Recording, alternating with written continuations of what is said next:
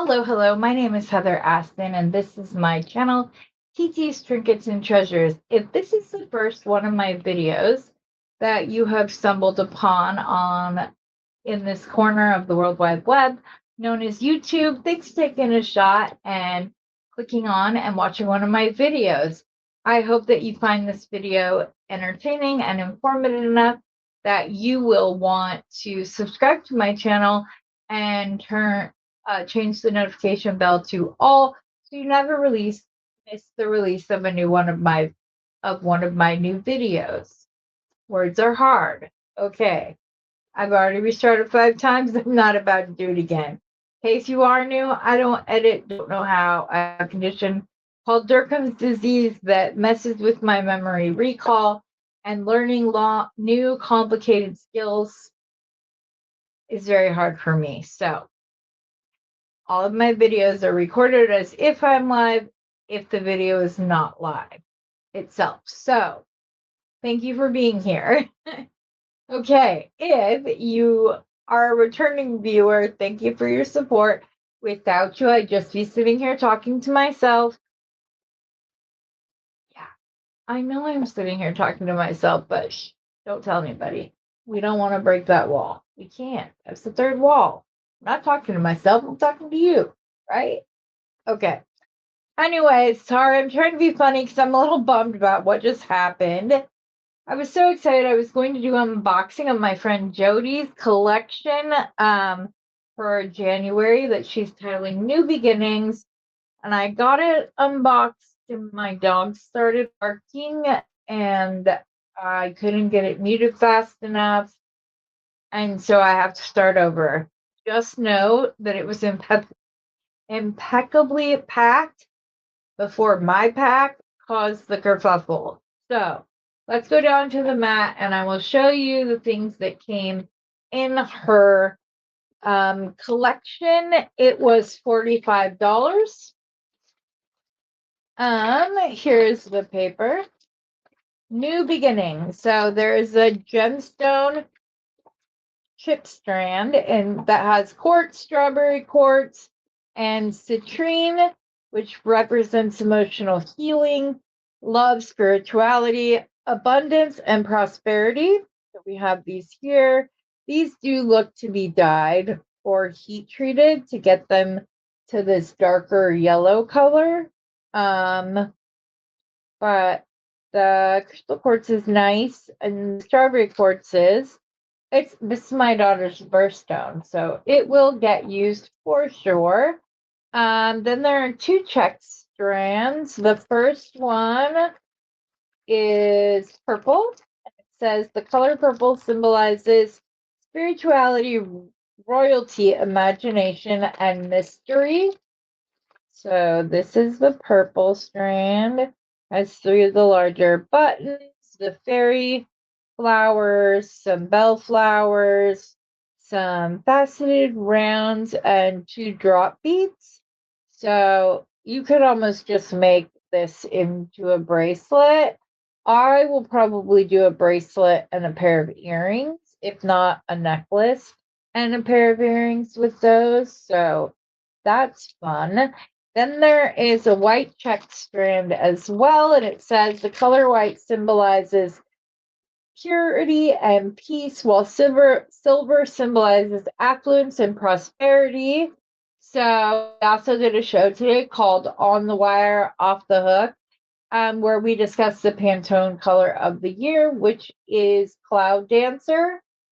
And we talked about that and how to design with it and the history of it, marketing, things like that. It's more of an educational show that we hope to expand your knowledge so that if you decide to sell and you're at a craft fair and somebody asks you, well, I have this problem, what gemstones work well for that? You will know those things. So the metaphysical and things of that nature that the different gemstones are known for. So we have those. Then there was a little lobster clasp. this little horseshoe, which she says the horseshoe represents good luck. The lotus charm, which is right here, represents enlightenment and inner strength. And then there's some other fun stuff. There is a mixed bag of large gemstone beads and 6, 8mm, and 10mm, which they're right here. There's 4 of the 10mm. Wait, 4? Yes. 4 of the 10mm.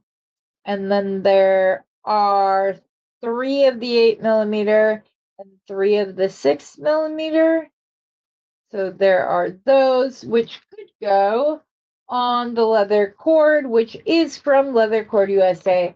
Yummy leather I spend my money on when I'm buying supplies. This color is called Mystique Pink, and it came 2 meters worth. So there's that. There's also a little baggie of some super duos in lavender luster, which are very pretty. And then there was also a little free gift that said thank you for supporting my small business.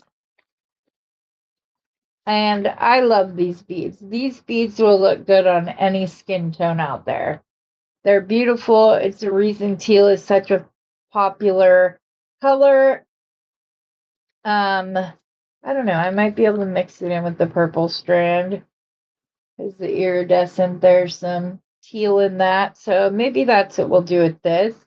I did immediately, I will tell you that my immediate inclination was to grab some of these beads from the Bargain Bead Box companion bundle and put those on here. And what I could do is show you a little wire wrap trick that allows you to put smaller beads on a leather strand.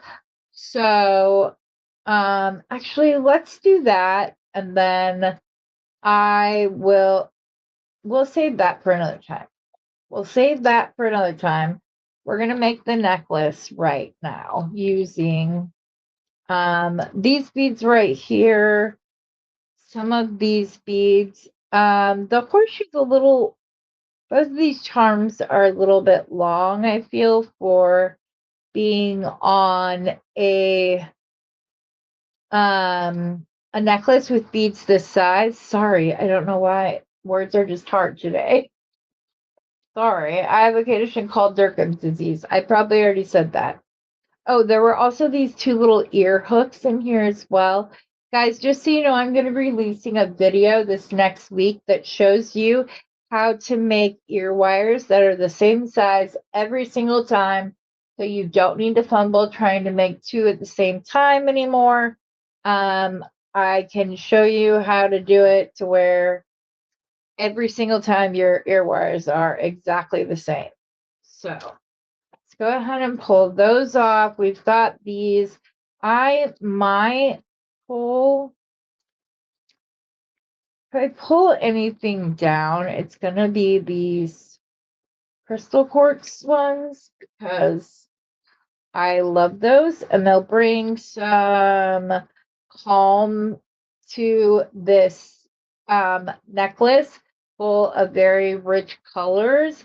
It'll give your eye a little bit of a break, which is always important because this will likely be worn on a more vibrant colored, or not so much. It could be thrown on with some t-shirt and jeans. Like, don't get me wrong. Okay, so we are going to move the ear wires, the lobster clasp, and the 2 little charms over here. Okay, I need to decide if I want to use white cord. I don't think I do. I think I'm going to go ahead and use this 19 strand bead along beading wire that I have I do happen to know that I think I already have a strand of it cut over here from an earlier project. I do, which I'd rather use one that's cut than cut another one. So this is going to be way longer, but it should be enough that we should be able to do a necklace and a bracelet or earrings. So we might use some of these. I was going to save these for use with the leather, but I just dropped one of the beads and I have no idea which one it is. Hopefully it's not one that I need. Okay, so I still have 2 of those or 4 of those. I have 4 of these silvers. I'm not sure that I like these ones with this. Those would make a beautiful bracelet with those little charms, which is exactly what we might do with it, and mix in 1 or 2 of the drugs like this with a couple of these, because these colors go with the green. They go with the purples. It's just if we're using the clear to calm the eye, we don't want to put another level of I don't know how to put it, what word to put it. Another finish in with these because the colors are very rich, but they're calm. So I could change my mind, but I think that's the way we're going to do it. So what I think I'm going to end up doing is making a little stack right here. This one has an interesting hole to it, but that's okay. So if we just go like that, I want to do it on silver. So let me grab some silver wire right here. This is Beading, as is the beading wire that I am using. This is 20 gauge wire. It is silver plated, so it's good wire. I really like Beading wire. So I'm going to start by making myself a little wrapped. Oh, what am I trying to say, Heather? A little knotted head pin. And the way that I'm going to do that is that I squish the end of this in here like that, so that when I go to start making my little curly Q at the end, it wraps very small and tight so that it makes for a nicer looking edge. Now, when you do this, you are going to want to bring up your curve before you take it off the pliers, because you need to come up from the bottom and pull this up. Okay, we're going to grab some nylon jaw pliers and a regular pair of pliers, what I call Randy pliers, because that's who I buy them from. You're going to take your nylon jaw plier and put it right up against here. Normally, I like to squish this a little bit more, but I started flattening it and I like this better because it leaves, I'm not going to say better. I like this technique as well because it leaves a flatter, more uniform place for the bead to sit on. So especially if you're using bead caps and stuff, it's not going to be as notable. Now, this is 20 gauge wire. And normally I would say like 22 is enough. Is about like the thickest you want to go, but this is the wire that I had.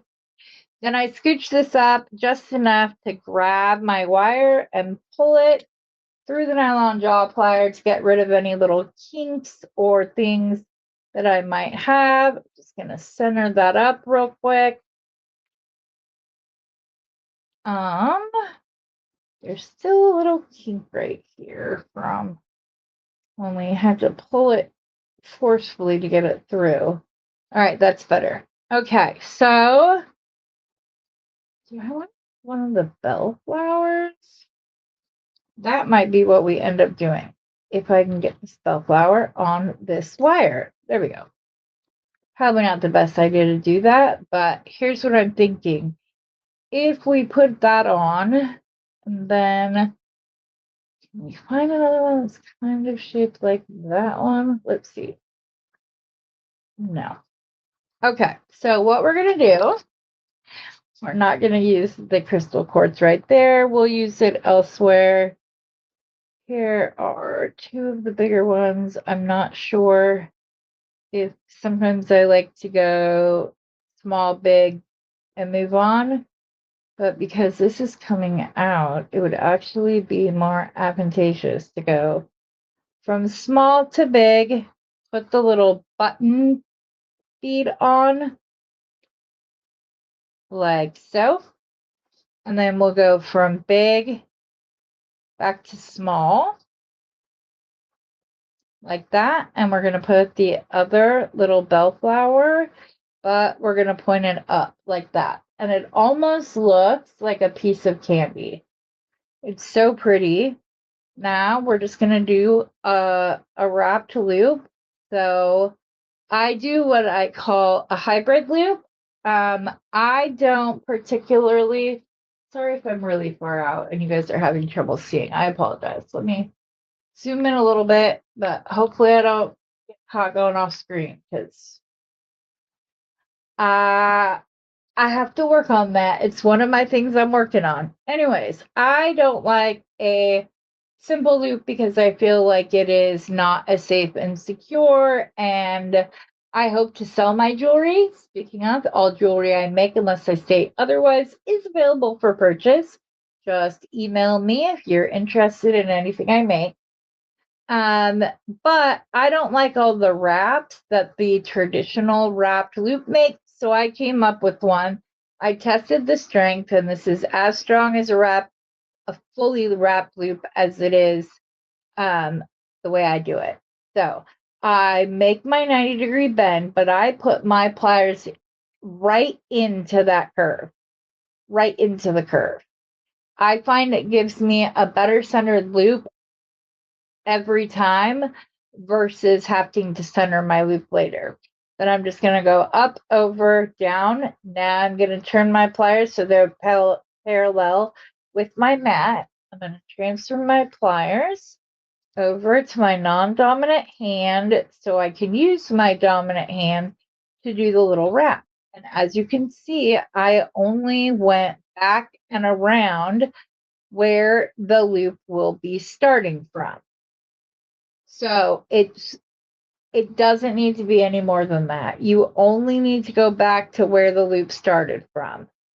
So we're going to come in here and we're going to cut off our excess. And I like to keep it really short, but secure as well. There we go.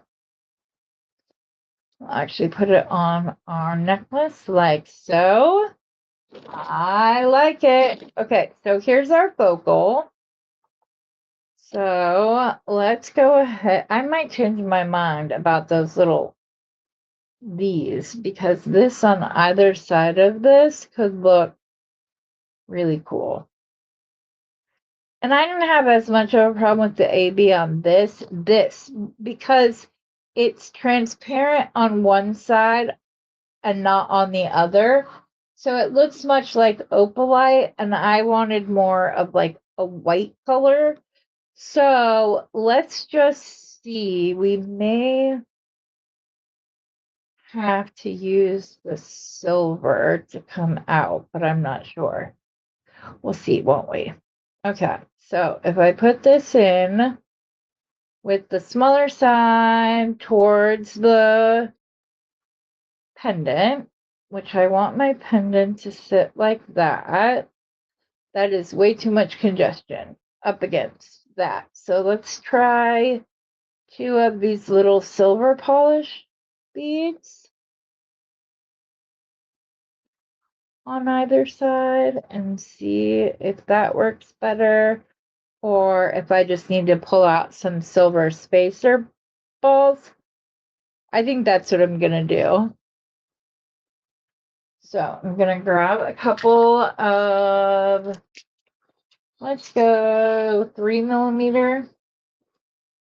I don't want them to be very big, but I also want them to be able to seat in on either side of our focal, keeping the beading wire from dealing with any friction, because the spacer beads will help keep it up off of the wire itself. So you can see it's free floating, it's not on. So we're gonna go like that. Now let's see. I'm gonna want them facing out still. I'm gonna want them facing in. I like them facing out. Okay. Now we can get more. I don't know that I do want to use the white. I'm really going for this like teal and purple moment. I feel like that is what I would design for myself. So I think that's where we're gonna go. So then, but we can still use some of the silver. I'm gonna see if I can't work in some of this clear quartz. So I want to do 3 of the clear quartz chip beads on either side. I'm just going to put them on both sides. I go both ways when it comes to chip beads. I know some people don't like them. Where is the hole in this bead? While others love working with them. I can go either way. I generally get all of my chip beads from Bernie's Beads because his chip beads come from the same place he gets his A-grade gemstones through. So they're all cut the same. There's more attention to making sure that it's a centered drill hole. There we go. That'll be pretty. Yeah, I like that better than the white or even the silver beads. Okay, so now we have to decide. We have 6 of these beads. They're not quite rounds, because they are longer than they are round. So I'm just trying to decide if I want to should I put some silver in between? No. Okay, but I do want to put some silver now. So I just need to make sure that I went and mixed up my silver daisy spacers on accident. It was a bad day. I cleaned up the mat and put most of them in with each other and then went, well, crap. But it's okay. We're good. And then I think I want to go with the turquoise first. If it doesn't look too, no, I might just put a little so there's the larger daisy spacer up against the clear quartz.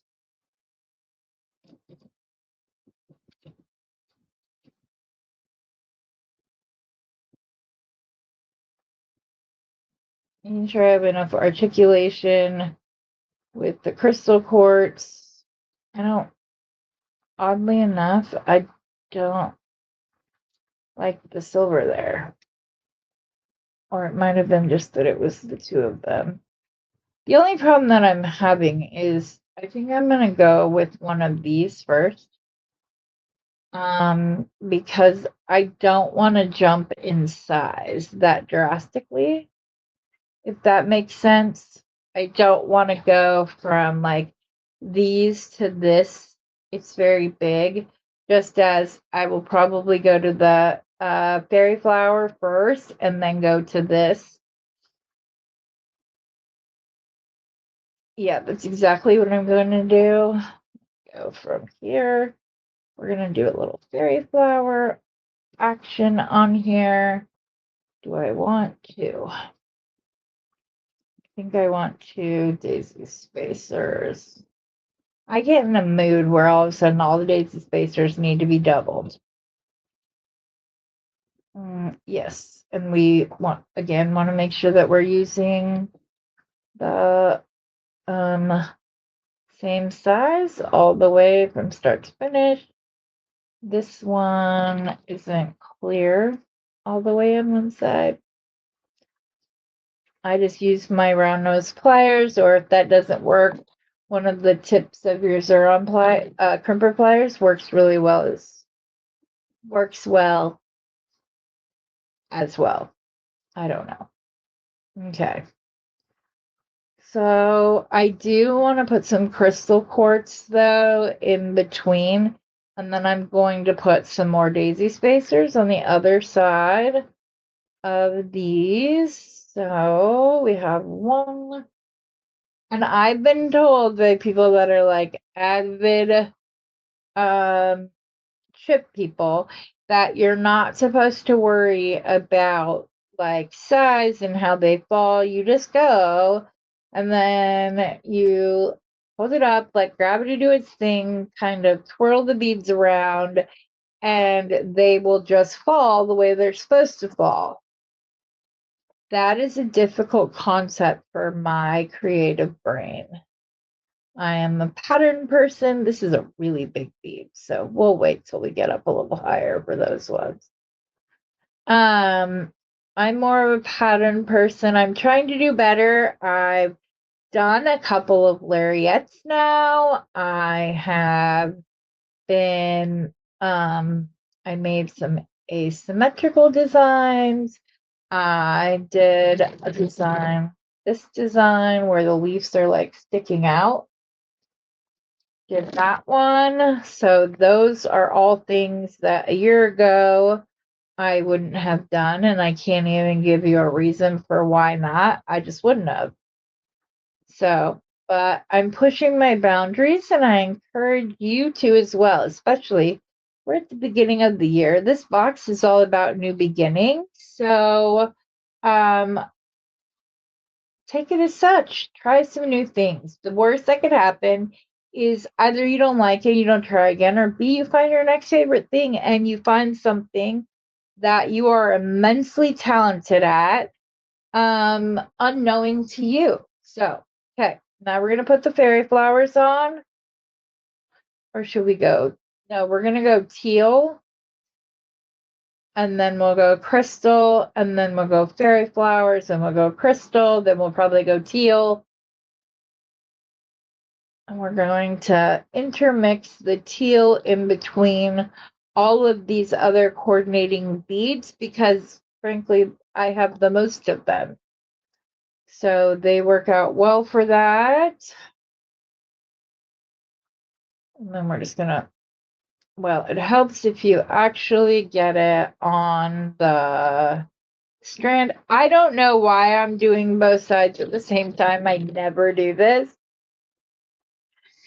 It's just working out this way. I don't know why. Okay, I'm feeling all willy-nilly because the chip beads. Following the advice from my chip bead loving friends, and guess if I'm gonna go out there and try this, might as well just let it all hang out, right? And then we will need two daisy spacers. And we're gonna go fairy flower, which will be pretty. And I'm just gonna go ahead and continue with the pattern up this side, and then I'll go to the other side because I feel silly. That was taking a lot more work. Okay, and then some more chip beads. But I do have to make sure, okay, so I need 3 over here. I need to make sure I don't run out of the chip beads. So actually, we're just going to go ahead and do this the way I was doing it, because now I don't do as well at having like a bunch of beads, like going back and forth, but on this one, I just want to make sure. Okay, 2 more. And I'm not using any bead caps in these, and I normally would. Normally, I'd have my little silver bead caps out on either side of the teal, probably on the fairy flowers, everything. But here's the thing. When I use double stack daisy spacers, I don't like to use bead caps as well. I want to let that be the metallic of the moment, not introducing something else on top of that. So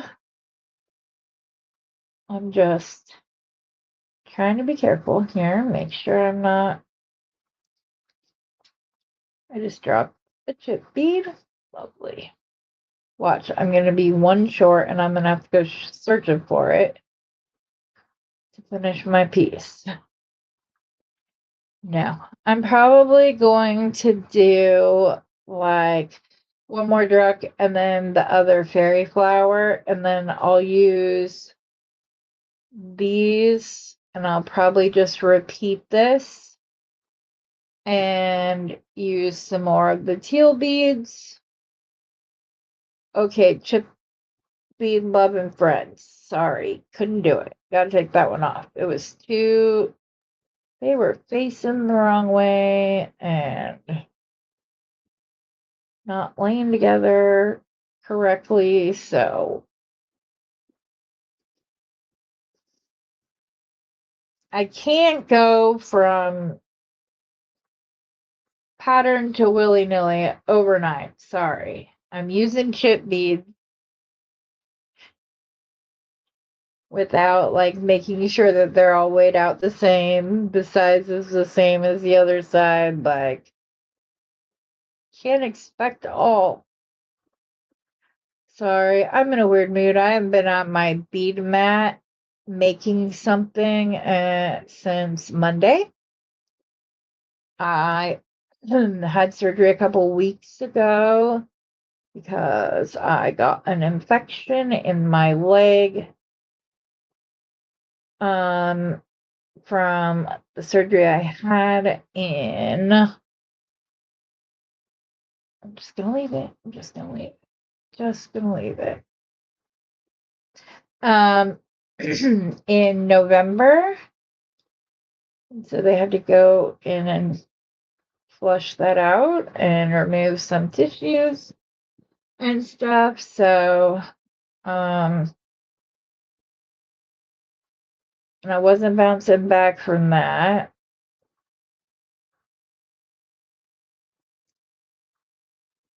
Speaking of, hold on, just 1 second.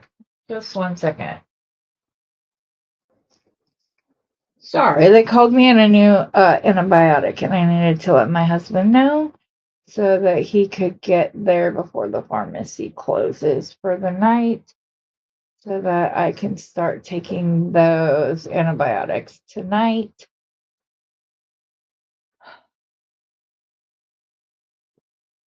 And hopefully be feeling a heck of a lot better when I go back to the doctor on Monday. And just so I feel better, period. So yeah.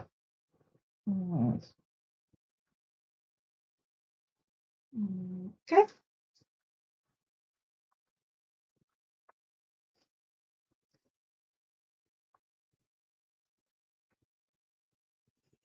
I don't know where the hole on that one is.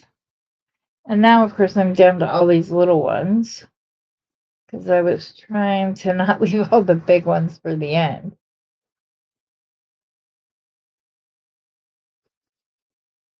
So, Okay, gonna take your word for it. Chip loving friends of mine. It'll all work out. Got it. I'm more of a nugget person, that when they come, they're perfectly stacked. That's a me kind of gal. But, Okay. I mean, like one more. Come on. I'm pretty sure I'm ending with the fairy flowers. Oh, wait. No, I would be ending with these and then putting chain up the back. So I still had fairy flowers left for the bracelet of this. So let's just put these on. And then we'll put one of these on. And then this is where we're going to end it.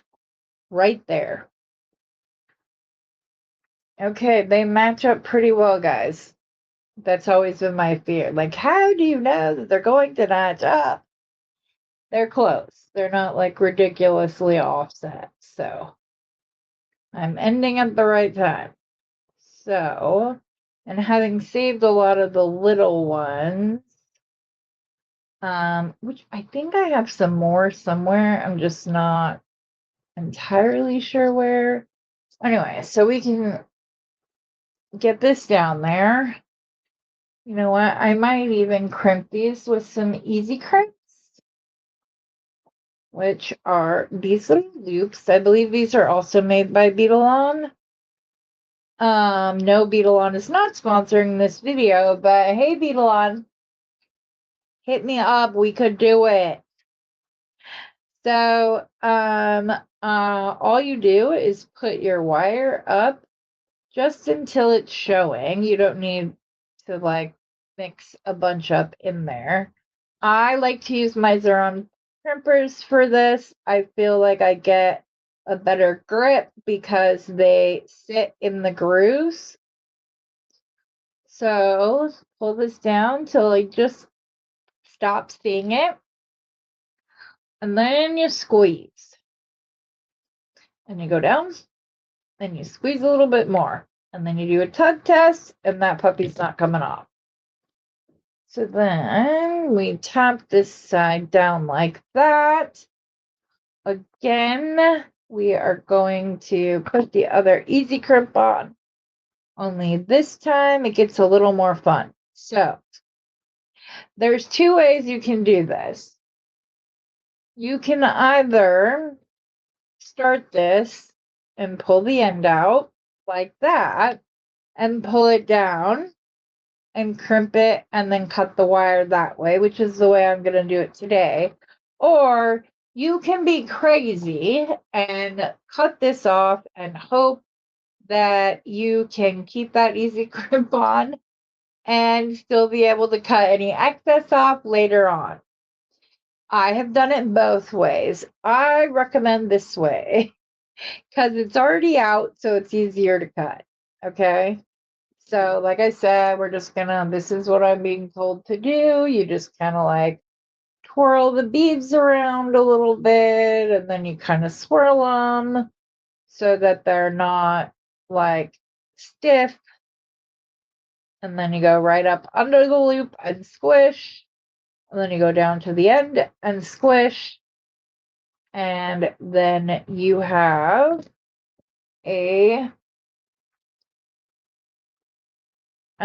then you cut this piece of wire and you're going to try to get your nippers in there as close as you can.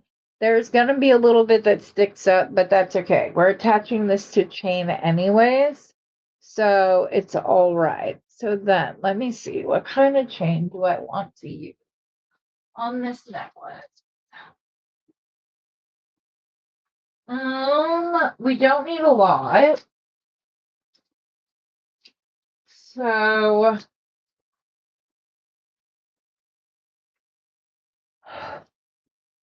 if you guys would have seen this 2 seconds ago, you would have thought there was no way I was going to be able to find a chain in here that could come out. Oh, I love the ball chain. But I don't have the little ball chain things because this one, I don't know where my itty bitty crimp things are. These ones are on here, but I don't know if they're soldered or not. So that won't work. What's this one? This one is just a silver Rolo chain. It's not the one I was looking at. This one is a heart, which could be cute. Don't know if this is the application for that. There's some Chinese water chain. There's some pretty Figaro chain. And I actually like this one. It's very dainty. So I feel it's the more feminine version of this. Are we going to use all of this chain? Of course not. Oh no. This was what was keeping my stuff from being crazy and unorganized, and it just fell off. All right, this is a task for my husband, who is the tangled chain whisperer. I don't know how he does it. He's just really good at it. Oh, and I'm glad I pulled this out. Looks like there's a little, oh, no, it just went weird. Okay, so let's measure this. Bring out my little ruler. Okay, so we're like right at about 10 inches. So I'm going to want to add, I would say like 5 inches on either side. And then of course there's going to be the lobster claw and stuff and the jump ring. So, but I am going to do 5 inches of chain, which takes me right to this end length, which is perfect because that's generally where I like to cut Figaro chain. I'd rather cut off 2 smaller pieces or get rid of the smaller pieces. Like, see, now I have 2 right here.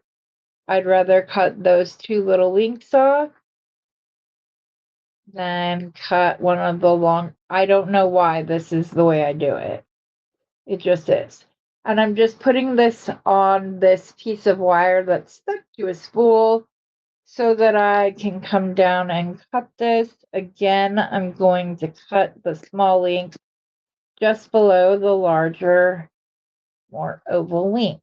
Then we need to get some jump rings so that we can attach them. I have some 4mm ones right here. Oh my goodness. Look at this, folks.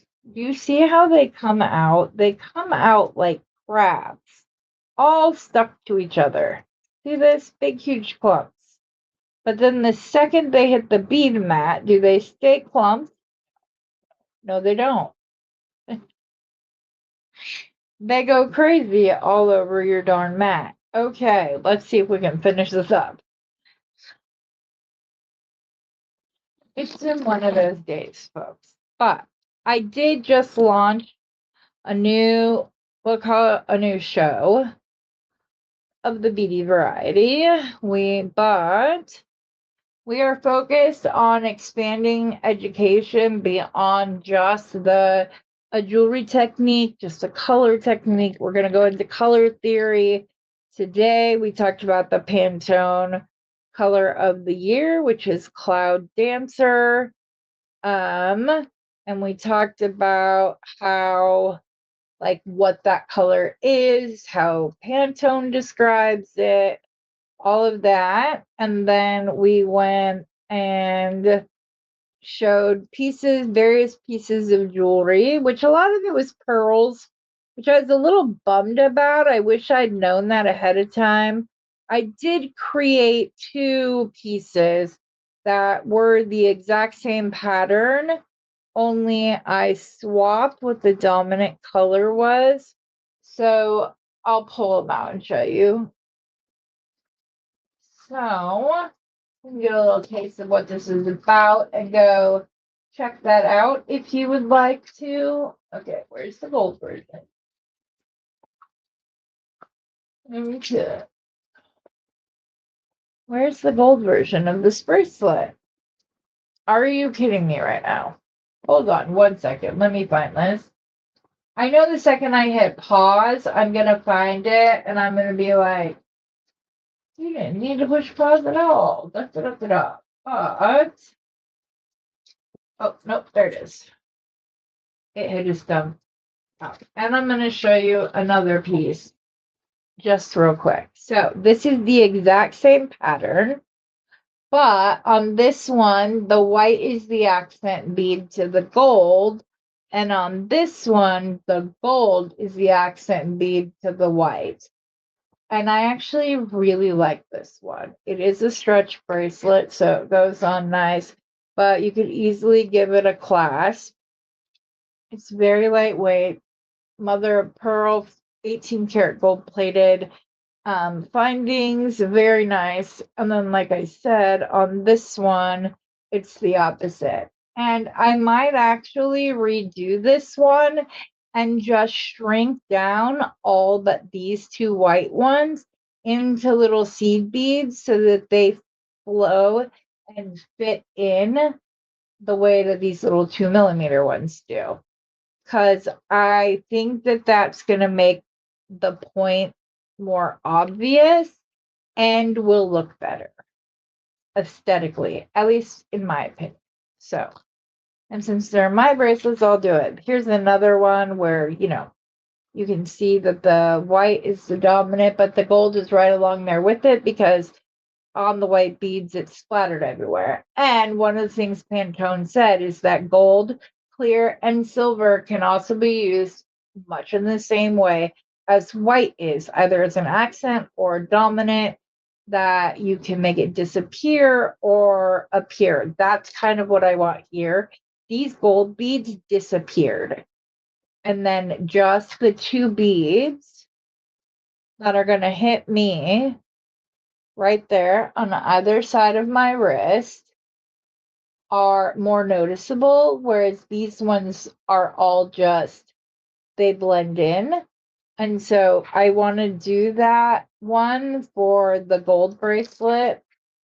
But to illustrate Pantone's point, this has pearls, this has crystals, this has gold. This necklace can be worn with anything. Jeans and a t-shirt, an elegant evening dress, whatever it is. And this can be layered with anything because all of the beads used on this necklace are small. Neither one is overwhelming one or the other. They all have equal footing between the crystal and the pearl, the gold spacer beads, which you wouldn't think because they're so small, but because there are gold bead caps on either side of the crystal, it gives the gold more of a presence. That was the point of the bead caps, not so much bead capping the bead itself. That wasn't the intention when I made it. I added the bead. I purposely did not bead cap the pearls. I thought that they were beautiful and lovely, exactly as they were, and I wanted to leave them like that and just show them off by putting a gold ball on either side. The only reason I was going to do the same thing with the English cut crystals, the only reason I did not is because I felt like the gold was getting a little lost. But by sticking a bead cap on either side of where the gold is, it gives the gold more of a presence because the gold spacer and the gold bead cap meld together because they are all the same tone of gold. So there's an example of the type of things that you would learn. Will there still be jewelry demonstrations from time to time? Absolutely, especially if we are going to have somebody on who is maybe known for a specific technique or we're showing off a specific product. And so we want to be able to give you the best example of how to use that project, which is going to be for us to make something with it. So next week, we're going to be designing elevated team bracelets and explaining why you cannot find charms for your national sports teams or even your college teams. So, but we have some ways around it, and it will be an elevated team item, not something small. So, oops, sorry guys. Let me zoom out a little bit and kind of scoot these over to the side. I'll show you the necklace in full. I'll push pause, reset my mat, get these bead caps picked up, and come back with the bracelet design. There's our little necklace. I like it a lot. I think it is very pretty. I feel like the crystal tones down. I think had I just stacked and went from this to this to this to this to this, it wouldn't have stretched, the beads wouldn't have stretched as far, but also that would have been a whole lot of very saturated color right at the bail, not allowing this to shine. But by putting the crystal quartz on either side, which they're not diamonds, we all know that, but they give that see-through invisibility while allowing this bead to kind of shine before we go into the pattern. I am glad that this was the free gift. I think that it complements the box very well, which I think was probably intentional on Jody's part.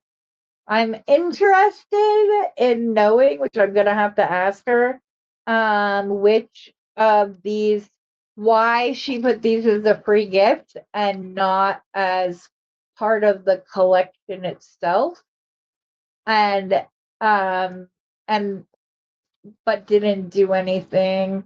I mean, the teal can also go with the silver, especially when you introduce these ABs. So I guess maybe that's why you got more teal than anything else, because it does go with both of the bead strands. So we can, you know, all put our own spin on it. But as I said, I will be right back. Let me reset my mat and we'll be on to the bracelet. Okay, and we're back. Here's what we're going to do. And I went ahead and did a lot of the steps myself off camera because I don't have enough of the crystal quartz to create the break of space. And I checked my stash quickly and couldn't find any of them. And I really want to get this posted tonight. So I want to get that done. So instead, the way that we're going to create that space is by doing links, because the in-between part will serve as the break towards your eye. Oh, hold on 1 second, please. Okay, sorry, he hadn't looked at my text yet, so it was a good thing. Anyways, I did all of this to save time, but I'm going to show you the process of what I did when I create the focal for the bracelet. As I said, the break, the space in between the individual links will give the same eye break that the clear quartz did on the necklace. We may add some chain to this as well. I might even go ahead and make it a 2-strander, and we'll see, because it'll just depend on whether or not it just gets lost underneath these. I'm wondering though, actually, now that I'm looking at this, do I want to save these to make earrings out of?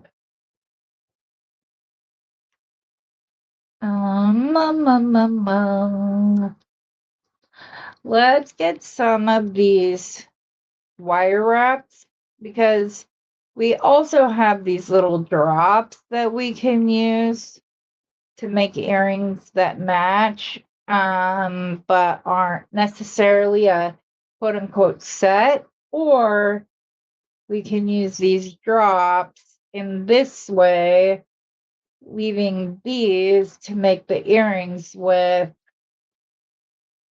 How are we going to do this? They're going to be a set. They're going to be family members. They just might be cousins. They go together, they blend well, but they're not necessarily a matching set. So, because I have quite a bit of chain left, I could even do 2 layers of the chain.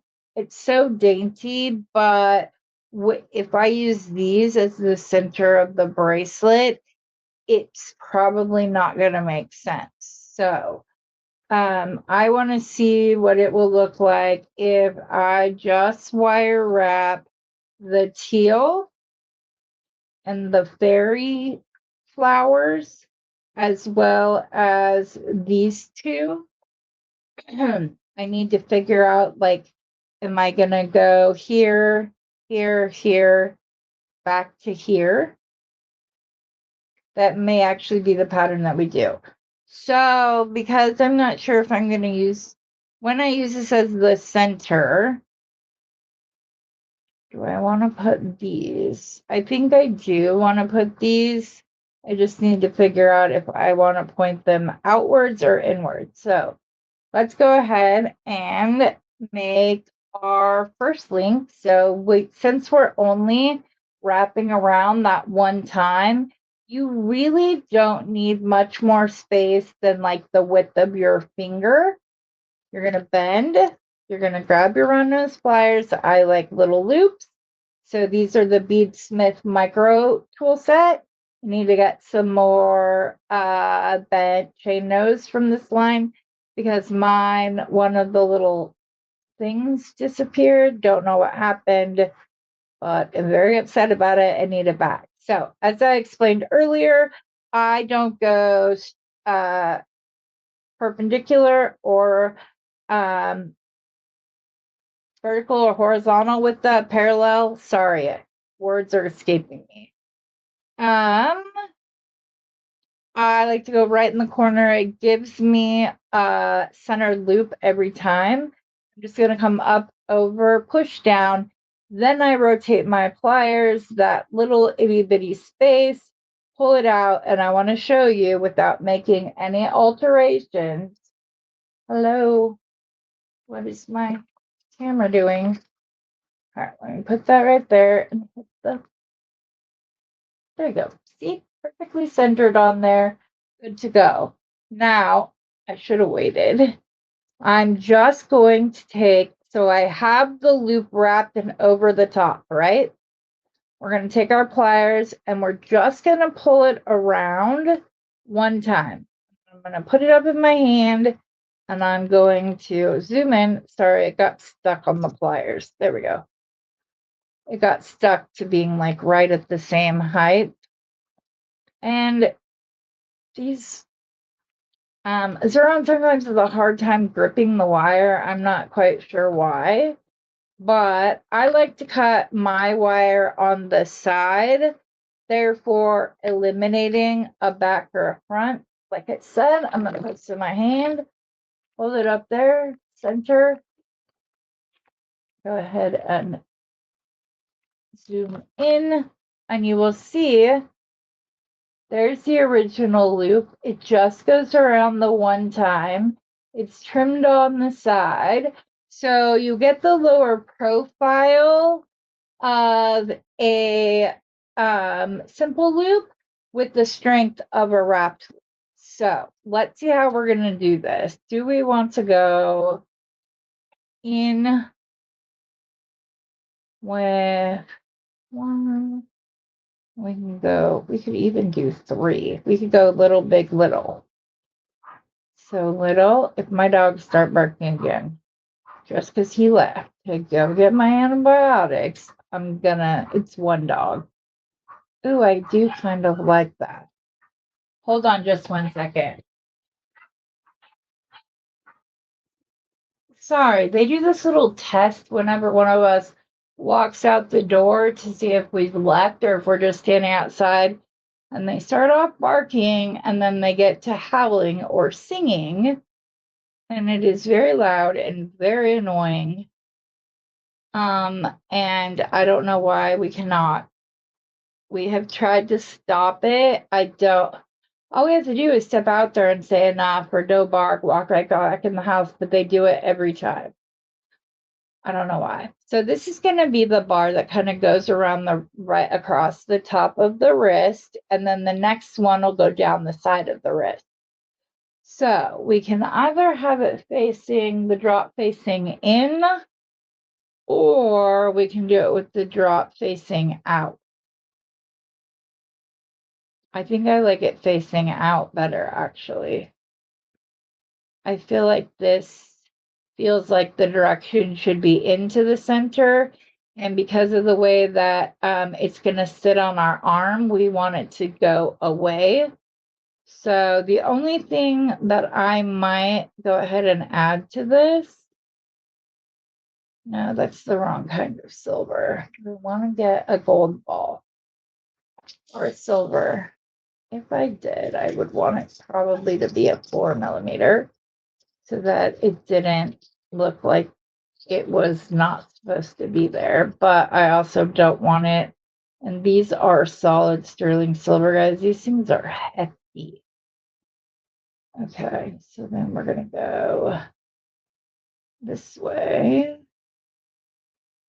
Does there need to be daisy spacers there as well?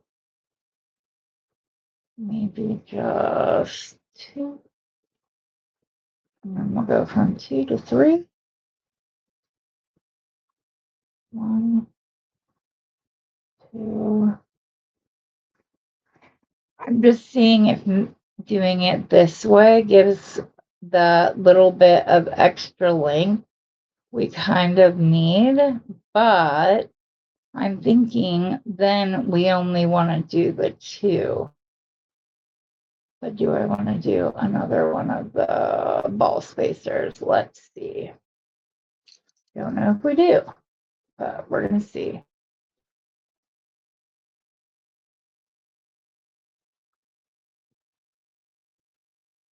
Ooh.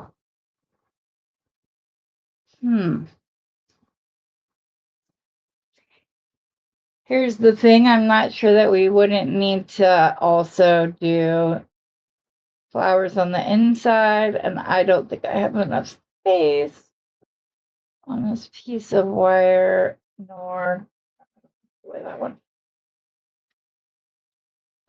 I think there's 3, 4, and like 5mm all in here at the same time. So it's like, that doesn't look bad. And it covers the entire, let's see if it all fits on this one piece. If not, it's fine. I'll just hold this off until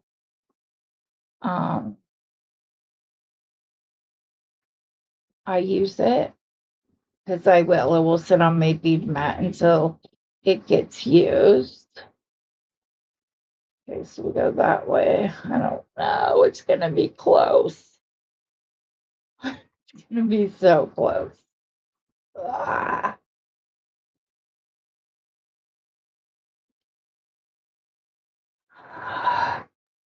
Is that gonna be enough space?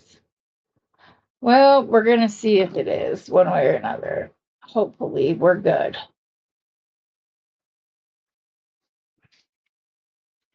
And I have just enough, and then I can bend this a little bit. I could even just do this as a bracelet bar with the chain on either side. And I think we do not have enough to complete the little curve enough to make it strong. Well, I might be wrong. What just happened?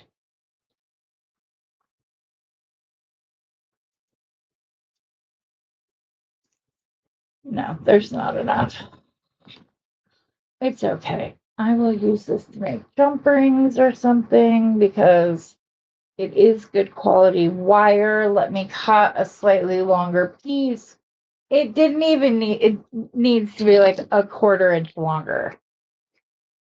Isn't that always the way? Okay, so we're going to pull out this much, which is probably way too much. Like, literally, that's as much as we need to be able to finish this bracelet bar on here. And then we can decide if we're still going to do the links or not.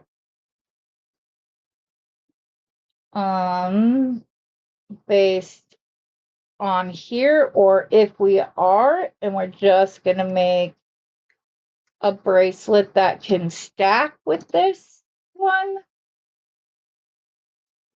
which is not difficult to do. Okay, so we're going to start with the 4mm. We're going to do the little, then the big, then this way,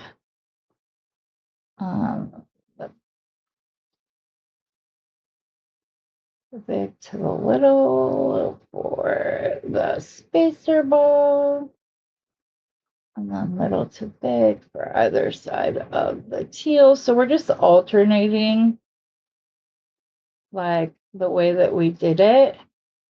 So now we're going to go backwards. We're going to do big to little. One of the 4mm sterling silver spacer balls. And then we're going to go little to big. I really cut this too big, but it's okay. We're fine. We're going to put that, and then we're going to go big to little. And we're going to add the last, where did it go? Spacer ball right there. And I think I am going to make this one a bracelet bar.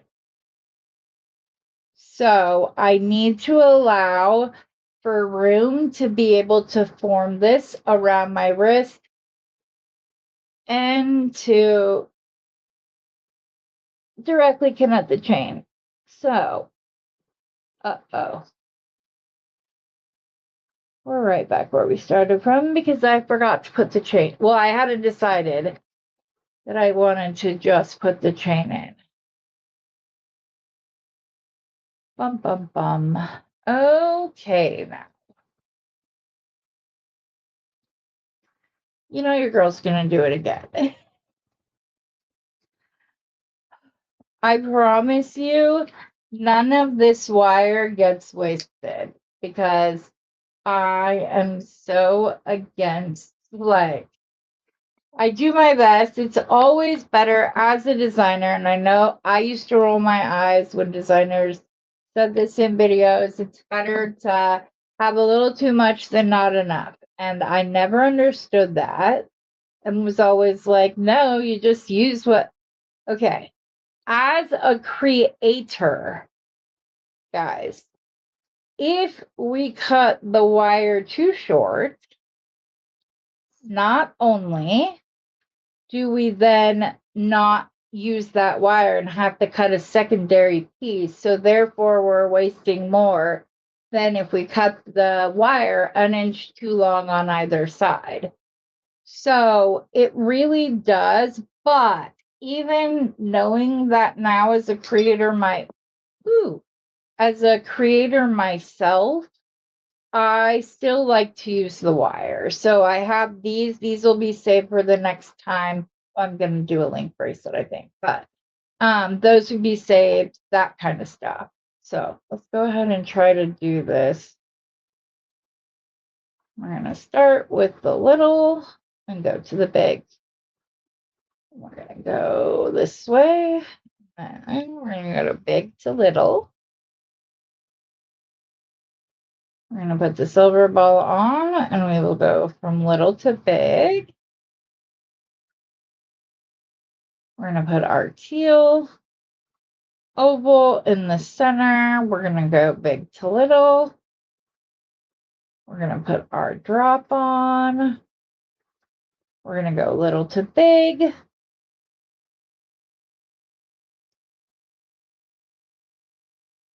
And we're going to put the spacers. But this does not match, does it?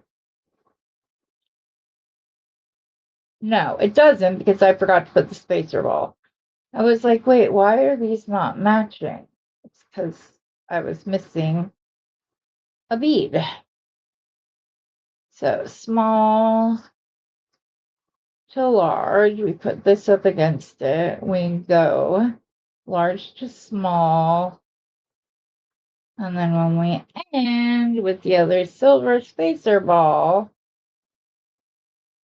we are good to go. Now, as I said, we need to leave more room because we're going to have to bend this around our wrist. And I did it again, you guys. How many of you are laughing at me at home right now? Please, or yelling at your TV or whatever else you might be.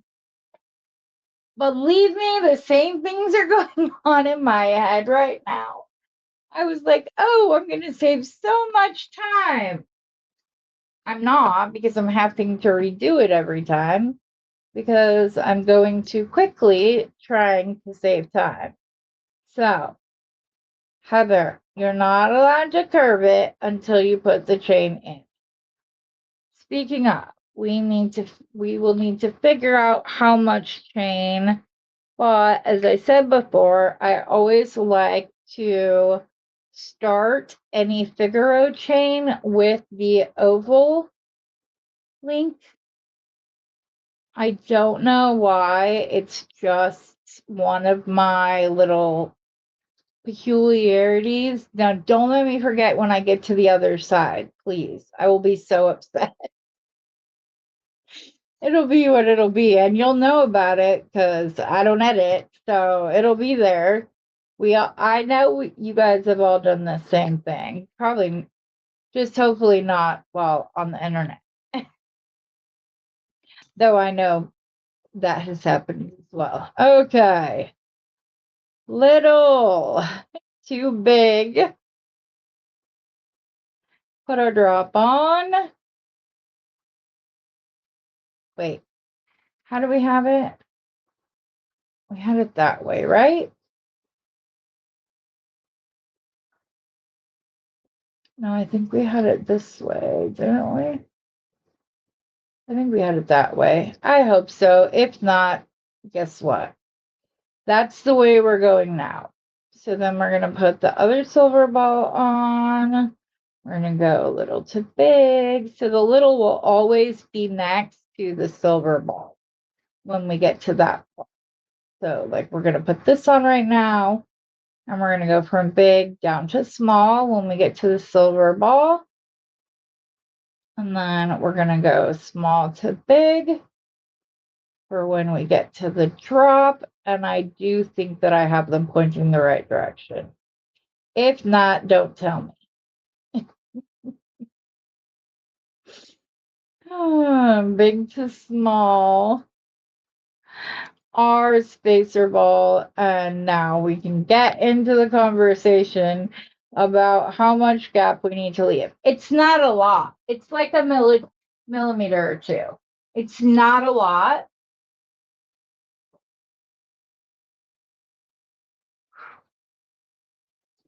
All that extra talking, your girl needs something to drink. So we don't need to do a lot. It really is like 2 millimeters and that's it. The big thing will be remembering not to wrap an extra time there. If you, and not to forget to put your chain in. So I'm going to start my loop and then I'm going to stop it and I'm going to show you. I really didn't leave, well, you can't really see on that side, a whole lot of space. It's just that little millimeter or two. Okay, now we need to figure out where this is going to go. And in order to do so, first and foremost, our loops are not facing the same way. So I'm going to hold on to the one that's not wrapped yet, and I'm going to turn the other one that already is. Okay, now I'm going to go ahead and I'm going to put this on my wrist, and I'm just going to, if it's naturally bending one way, it doesn't matter, it's going to pop up. I'm just going to kind of conform it around my wrist like so, just so I know where it needs to hit. And then I'm going to take this measurement right here at the back. I'm going to, as always, cut this link right there so I can add it onto the other side. And then we will do our final measurements and figure out where we are, because we can do measurements by the long and short links and count those easily.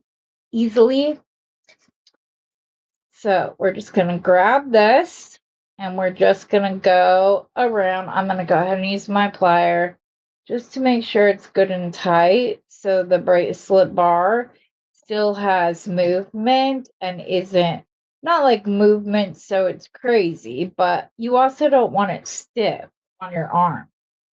That will not feel good. I also need to go and tuck the other end. I prefer to tuck my ends after they're on, because then when I go to like squish it down, it can't skip and like go to the bottom. It has to go around because there's a bead there. So, okay, so there's that. Now, like I said, I cut this right there. So this is going to give room for the jump ring, the clasp, the jump ring, the other chain. So now, in saying that, there are two little links over here that I need to cut off. Or do I want to cut them off? I always go on the larger link.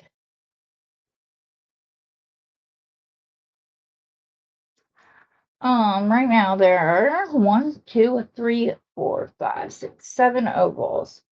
1, 2, 3, 4, 5, 6, 7.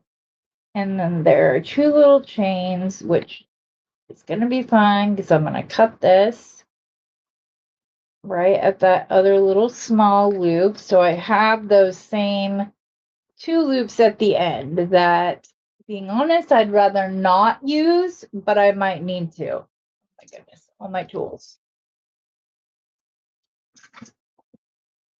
So now that this is like conformed, I want to, if possible, flip this over. I don't need the two loops. Okay, I don't need the two loops to make it fit. Yay. So I can cut them off on either side.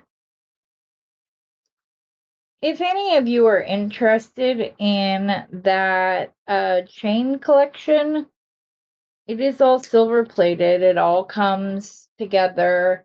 I can't remember if it comes with jump rings or lobster clasps or not, which I just used the silver lobster clasp on the other bracelet. So now I need to find another one.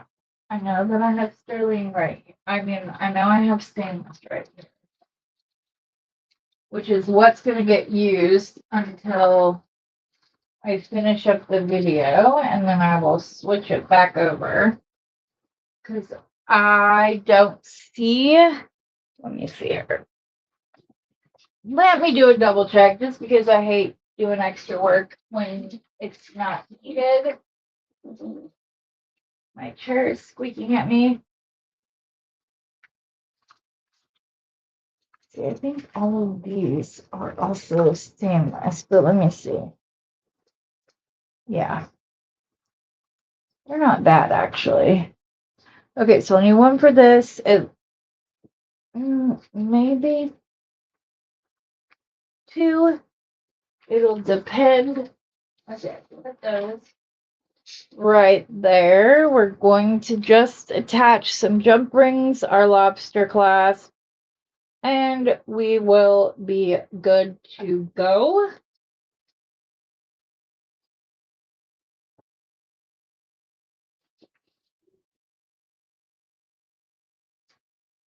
I really don't need this big of jump rings to attach that, but I will for the clasp part. I think that is gonna wind up making my bracelet way too long.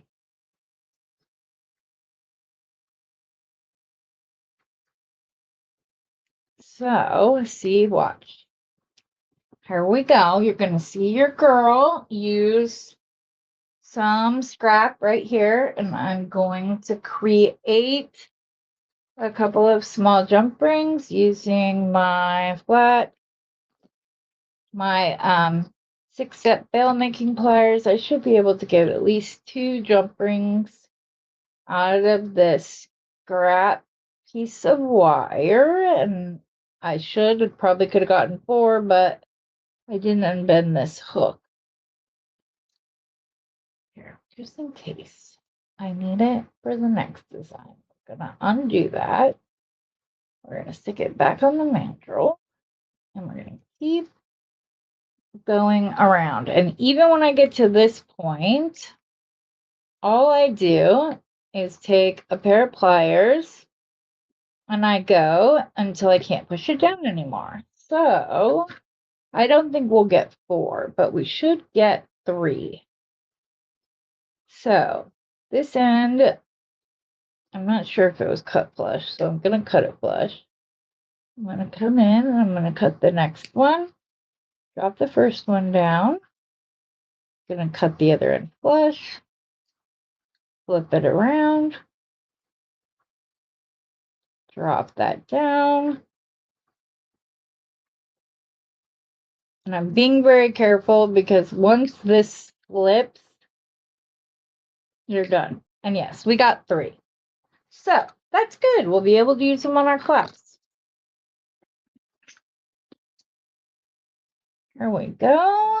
We're going to open up this jump ring.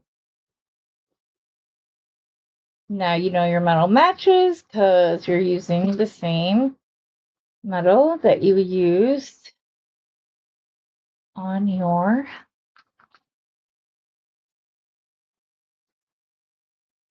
link and stuff. Everything will match and you get a nice cut or a nice clean. We're going to clasp this real quick, and we will go ahead and slide it on the mandrel, and the mandrel says it's 7 1/4 inches.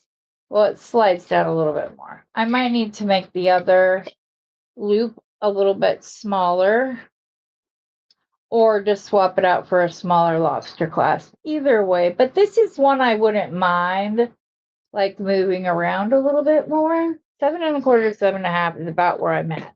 Anyways, okay, now we're gonna do the links rather quickly.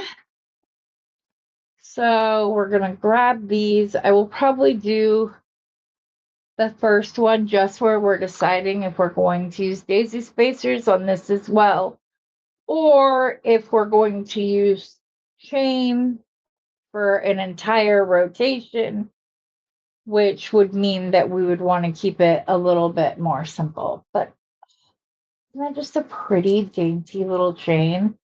Again, goes with everything. Okay, so let me see. Here we go. Well, we would go from little to big. Yes, yes. We do have the 2 fairy flowers that we'll be using.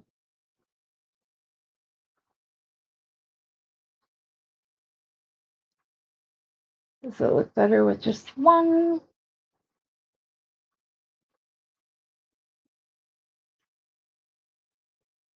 You don't really notice, but that might be because I left the little one on.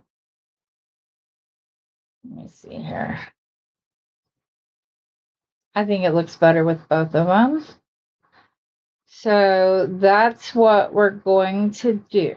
I'm going to go ahead and do the big and little, and I'm going to make all of these little links up real quick, and then I'll bring you back when we're ready to connect them together.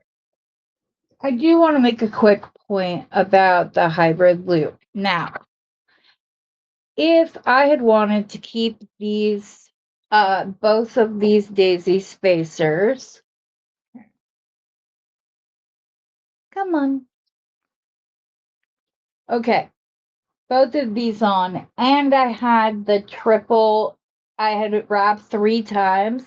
This link would be much longer, and therefore it would get to the point of being so long that the only way for it to really fit on the bracelet would be to slightly bend them so that they form around your arm, which I'm not a fan of doing because then they get stuck.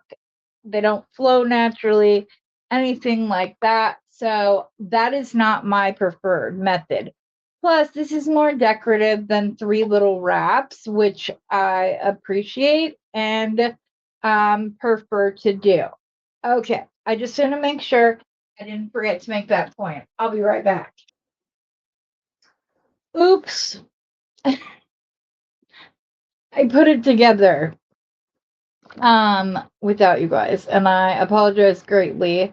It's not going to be a multi-strand. I have it like this is the center of the bracelet, then the flowers, the teal, and then those. And it is when I put on the clasp, it is exactly the same as this one. So what I'm going to do is I am going to turn the rest of this into a bracelet. So in order to do so, what is on here? Seems that the factory did not cut off all of this last link of this jump ring. That should have been opposite of this jump ring. Okay, now we should be good. I'm going to take this, I'm going to open it.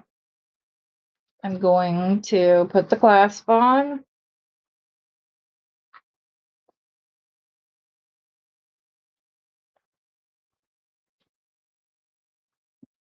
Then I'm going to grab my bracelet mandrel and see if I want this right at 7 1/4. Where do I need to cut it? And it looks like we're going to cut it right where this long strand is, which just kind of gave me a whole other idea, which I will share with you momentarily. Okay, so we already put the clasp on the other side. We're going to grab one of our little conglomeration of these jump rings. We're going to grab it, and I'm going to slide it on the bracelet mandrel as soon as I close this up, just to make sure, which if I need a little bit more room, I can swap out this little jump ring for the same size jump ring that the clasp is going into. Okay, so where does this sit? This sits right at 7. I am gonna go ahead and I'm going to take off this smaller jump ring. It's not a lot smaller, but it is smaller. It's probably 1.5 millimeters smaller than the one I'm going to put on right now, which has an inner diameter of 4 millimeters. I believe the outer diameter is 5.5 or 6. We will, oh, Heather, you have to put the clasp in there. Oh, goodness, goodness, goodness, goodness. We got to put our loop on. Okay. There we go. Now we're going to slide it onto our mandrel. It's still a little snug. It's bright at 7 1/4, but this is one that I would want further up, like this part of my wrist, and let the other ones go up. So I'm okay with it. Now we have this little stacker situation. Like I said, I'd probably put these 2 on one wrist. I guess that's the center one, right? But I liked that that's not obvious. That with this, you're kind of like, huh, this is the center, but if it gets twisted on your wrist, it's not going to like be glaringly obvious. Now, this one, yes, it seems much smaller than this one. That's because it's so thin and slinky. There's nothing in the inner diameter of this. Plus, like I said, this one will sit up higher on the wrist than this one will. Let's do some earrings, y'all. Okay, I want these to be like drama. So, but I want to do it in a way that it's not expected. So, all I'm trying to figure out is where I would need to cut this to make that happen. For some reason, this length looks crooked. So,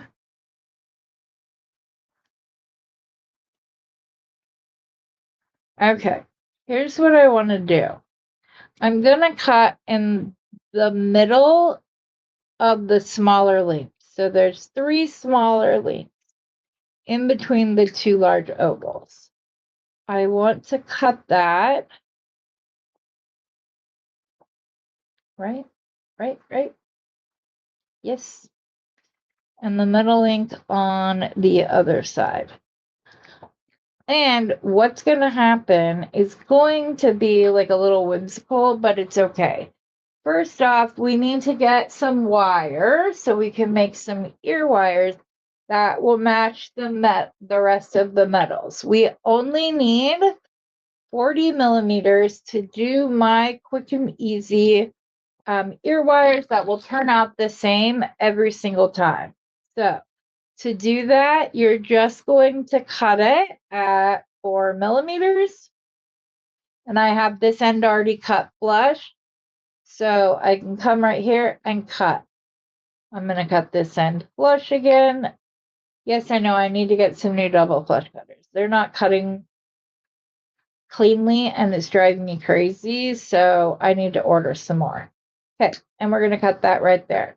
Now, I am telling you, if you follow these steps, you will never again have to wonder if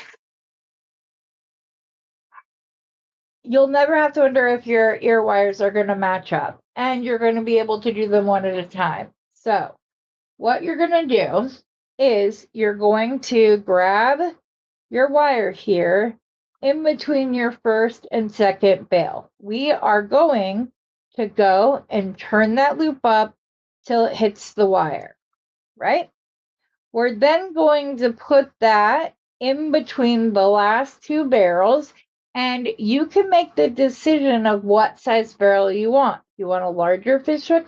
Go around that one. Other words, flip it and go around the 5th. I personally prefer the 5th. That's just me. So all I'm going to do is turn around and I'm going to push this down till it hits the hook. And there's one of them. I'm going to follow the exact same steps on the other side by rolling my loop, putting that facing away from me, and rotating the loop down.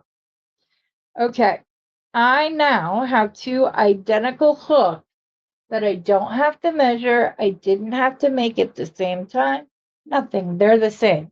If you like a little kick up at the end of your ear wires, if you're new, I have crooked ear wires. I don't like them. I still put one in, just a very small one. So all you need to do is figure out how big and what pliers match how much of a kick you like. So if you like a standard kick, this one is perfect. It will give you the standard size kit just by you taking your pliers and making the end of the wire flush with the end of the ear hook and bend it up.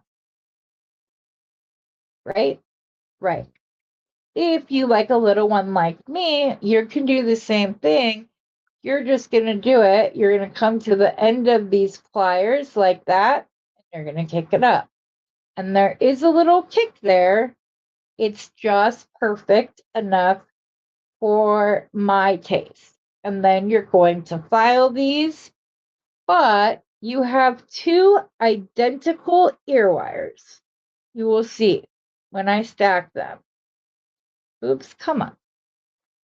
Don't make a liar out of me now. It's just a matter of stacking round wire on top of round wire. You can see those two wires are completely identical. You cannot see that there's a second ear wire underneath it. So as long as you follow these steps, you will get the same shape ear wires every time, no matter how you do it. If you want a ball, use a ball head pin. Finish these exact same steps, and you will end up with two ear wires that are exactly a match to each other. Perfect, no problems, every single time, no matter what. If you want a longer kick, you might want to go to 4¼ centimeter. I would not go to a full 5.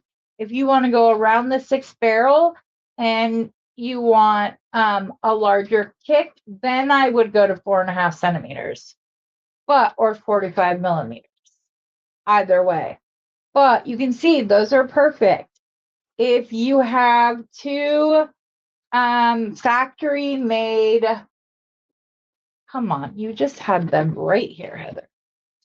I've been bouncing from thing to thing to thing the last 2 days, so I'm a little discombobulated and unsure where things are that I just used the day before.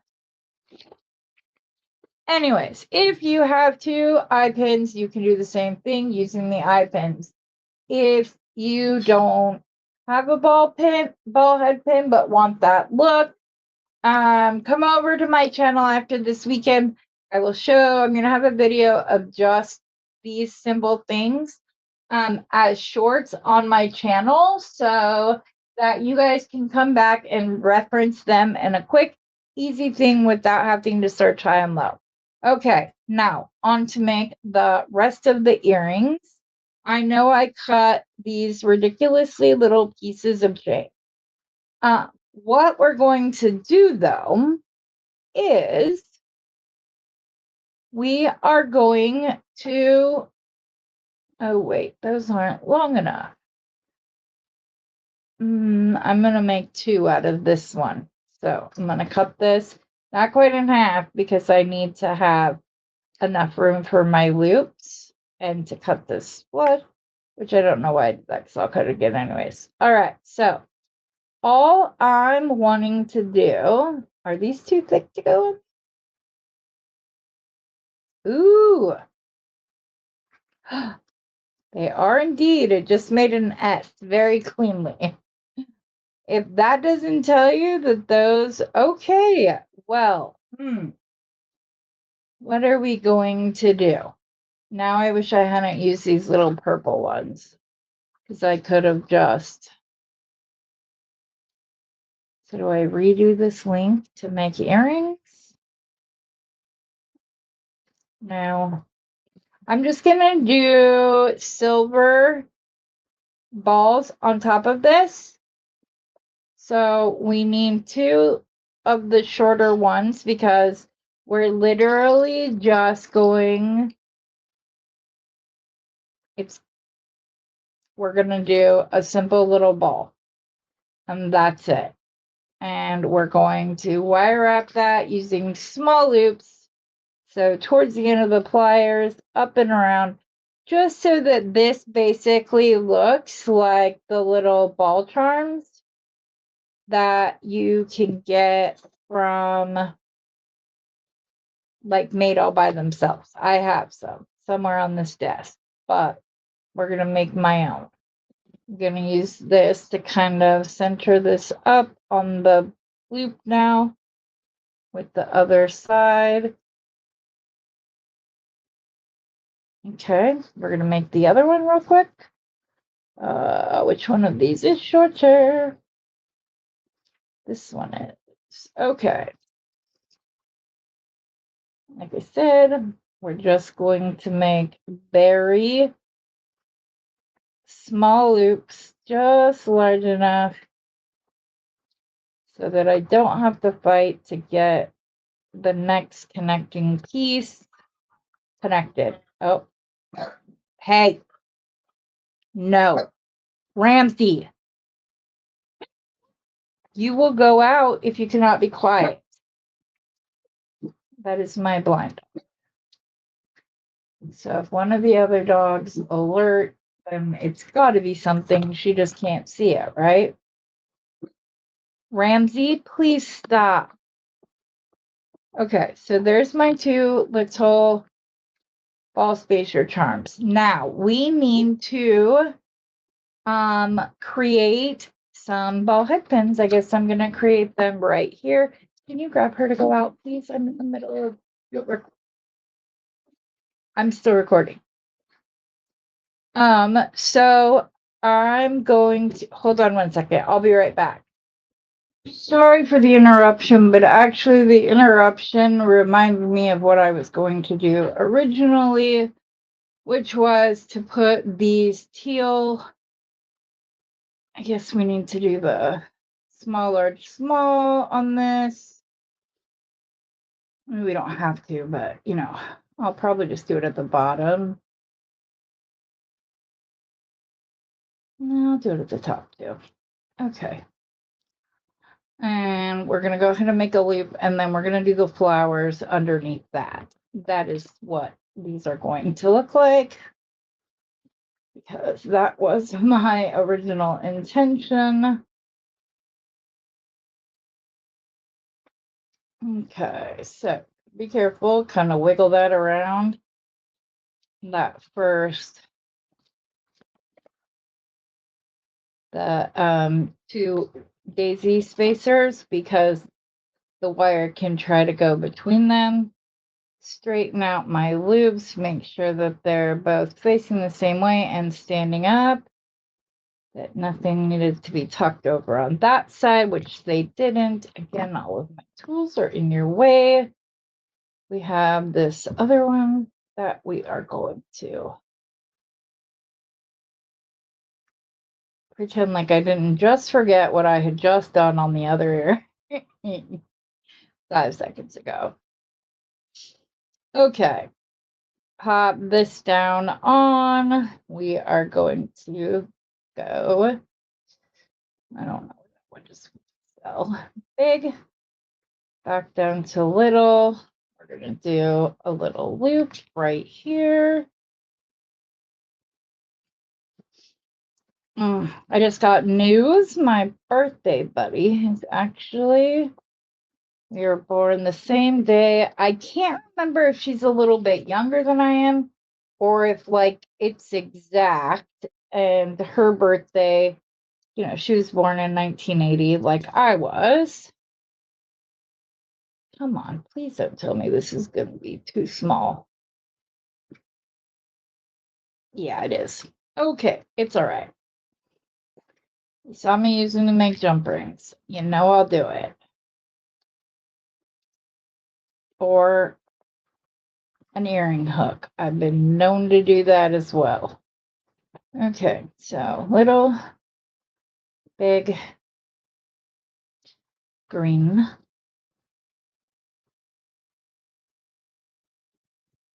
big, and little. We're going to bend that. Ooh, that is not going to bend anything. Except for my patience, because I would have had to start over. Goodness. That's what happens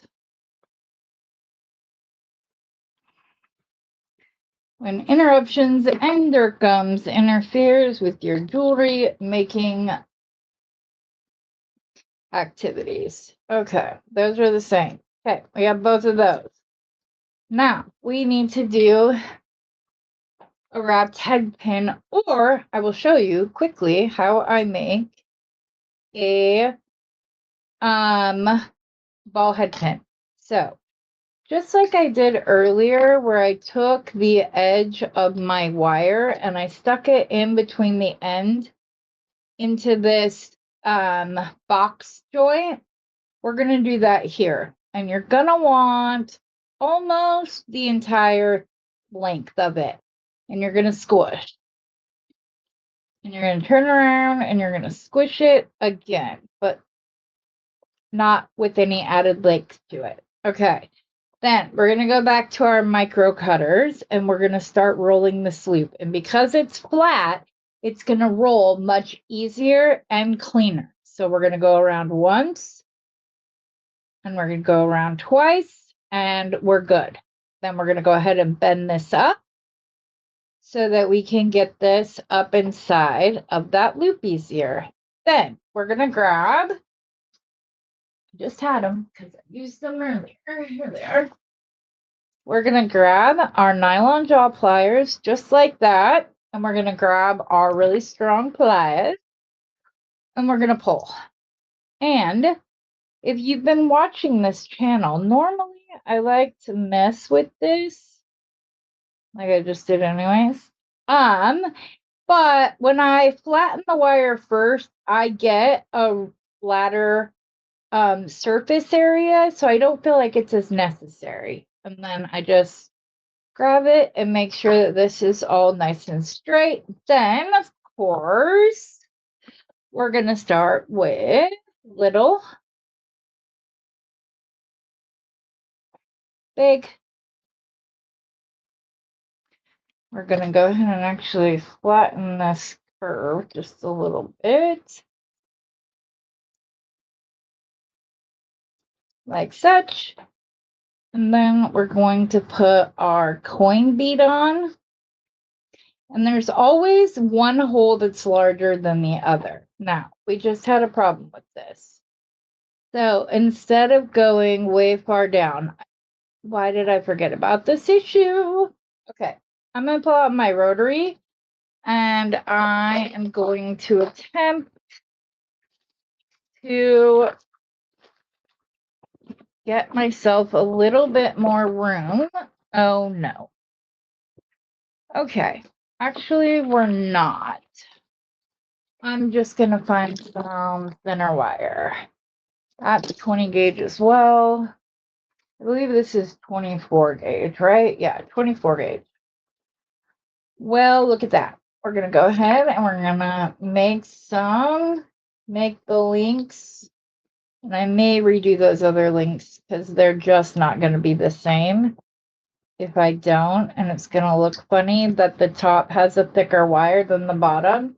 Now, obviously on the 24 gauge, I'm not going to make it flat or mess with anything because it's already a very delicate weighted piece of wire. If I would have preferred to do this with 22 gauge, but I do not have 22 gauge in my house at this point in time. 24 gauge and 20 gauge is all I have.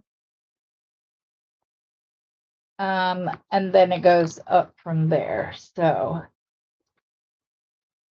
okay.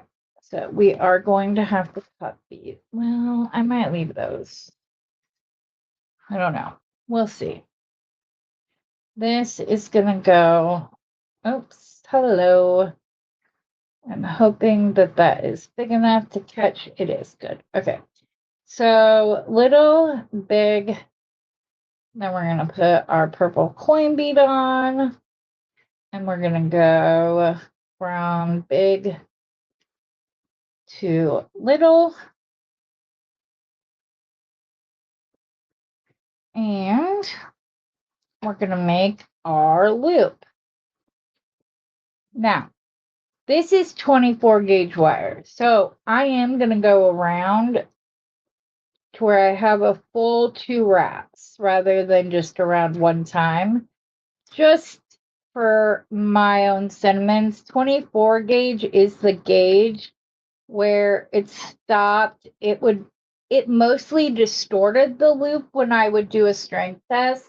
It was not undoing the loop, but still, I prefer to just not take my chances, and I'll just go around a second time because there's no reason not to, right? This puppy is already, come on, please stay where you're supposed to be. Like that, up and inside. It's not as difficult to do it when it's 24 gauge wire, but I still like to pull it through. Put it right up against that edge.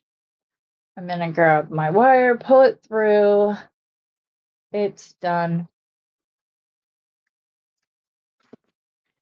We're going to go little. Bet you can't guess what's next. Just get it big. We're going to grab our purple coin bead. We're going to go from big to little, and we are going to tie up this loop, and then we are going to do the other two teal loops. I don't know why I made this one so darn large,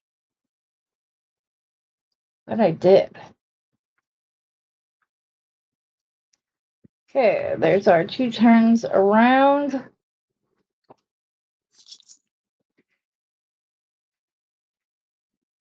I don't know what my husband just turned on, but I'm going to bring him for doing so.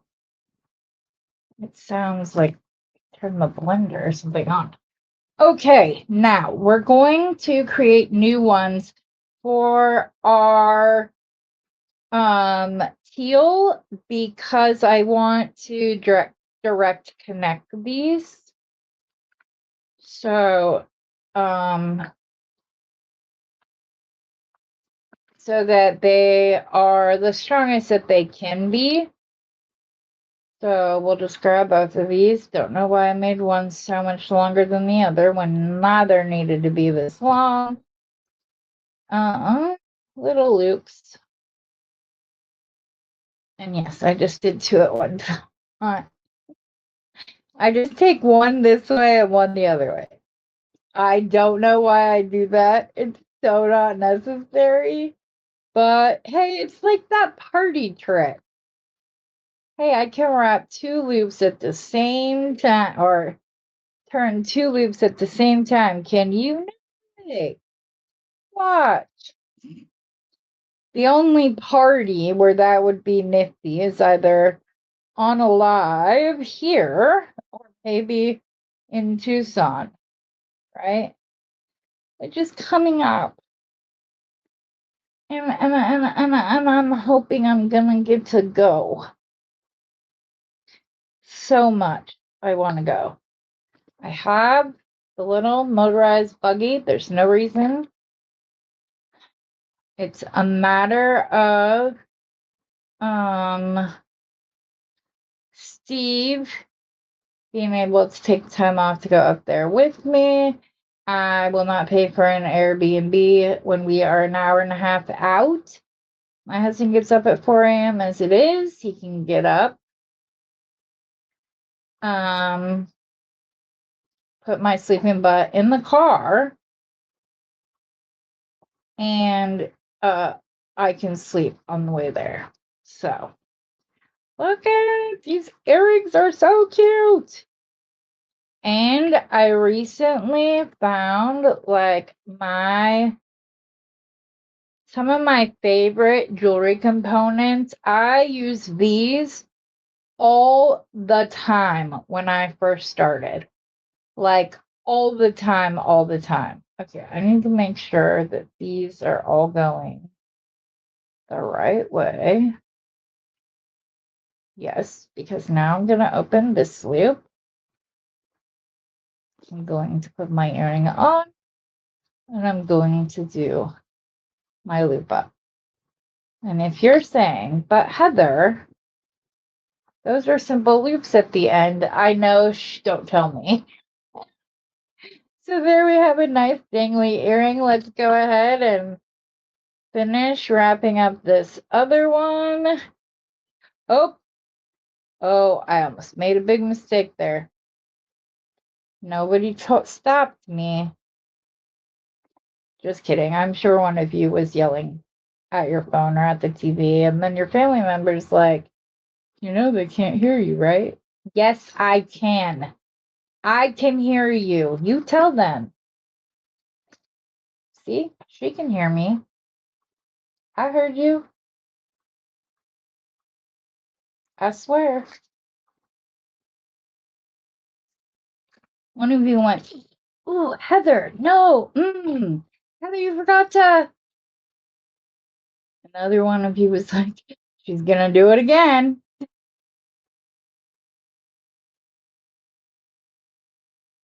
One of you was like, "Heather, Heather, Heather, Heather, stop."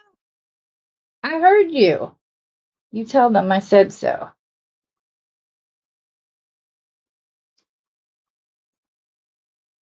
Because I heard you. Sorry, I'm in a goofy mood.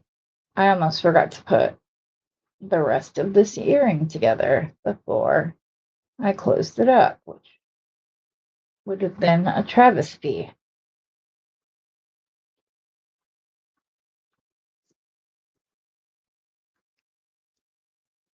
Just like that. We're going to go in. We're going to clip it.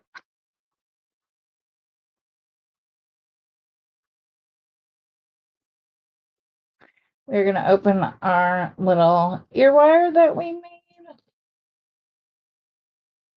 And I am going to show you my favorite back in the day. Like, it was my go-to for everything. Okay, y'all. We have 5 bracelets, though one of them is the like nice slinky chain one. Here is our necklace. So we have our necklace.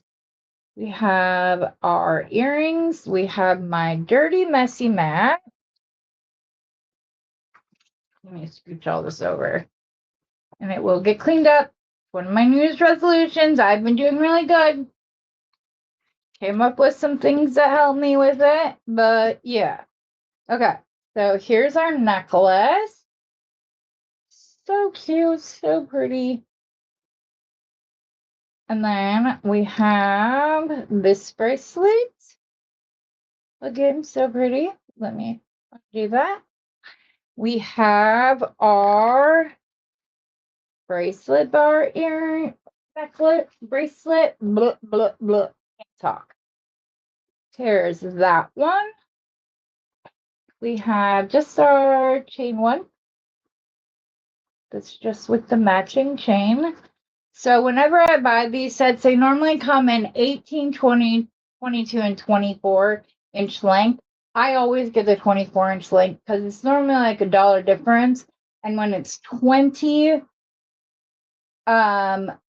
necklaces, $1 difference isn't that bad. Plus, it's 6 inches of chain comparatively between the two. So it's always worth it. So and then we have our little earrings with our matching identical ear wires, which we didn't have to make at the same time. These, y'all, were my favorite. My go-tos, my ride or dies. These walnut beads, oh my gosh, my favorite. I'm so sad. I need to find more of these because these were like also a staple. Look, it just goes. It's easy. That's like the cutest, easiest pair of earrings ever. So cute, right? So, also so cute. Maybe you're not feeling all the color one day. So look, there you go. It's a little more toned down. These aren't so small that they get dwarfed out by this, but they're pretty. If you wanted extra drama, hello, shoulder dusters to the rescue. Right. Or this is where you can bring in part of the other set. If you wanted to save these to create with the other set, here you go. You could use these to make a bracelet very easily. There you go. I love these wooden coin beads. I will look to see if I can find the link. I'm also going to include all of Jody's information below, her Facebook page, her Etsy page, etc., her YouTube channel, which is, I'm gonna mess this up. I do every time. Hold on one second, because I always mess it up. Subscriptions. This bead. Right. This Beaded Life. I was correct. So it is at This Beaded Life on YouTube. So that is her channel. I am going to link all of that below. I had fun designing with this. If you have any questions, let me know below. This kit was $45. So I'm glad I got as many pieces out of it as I did.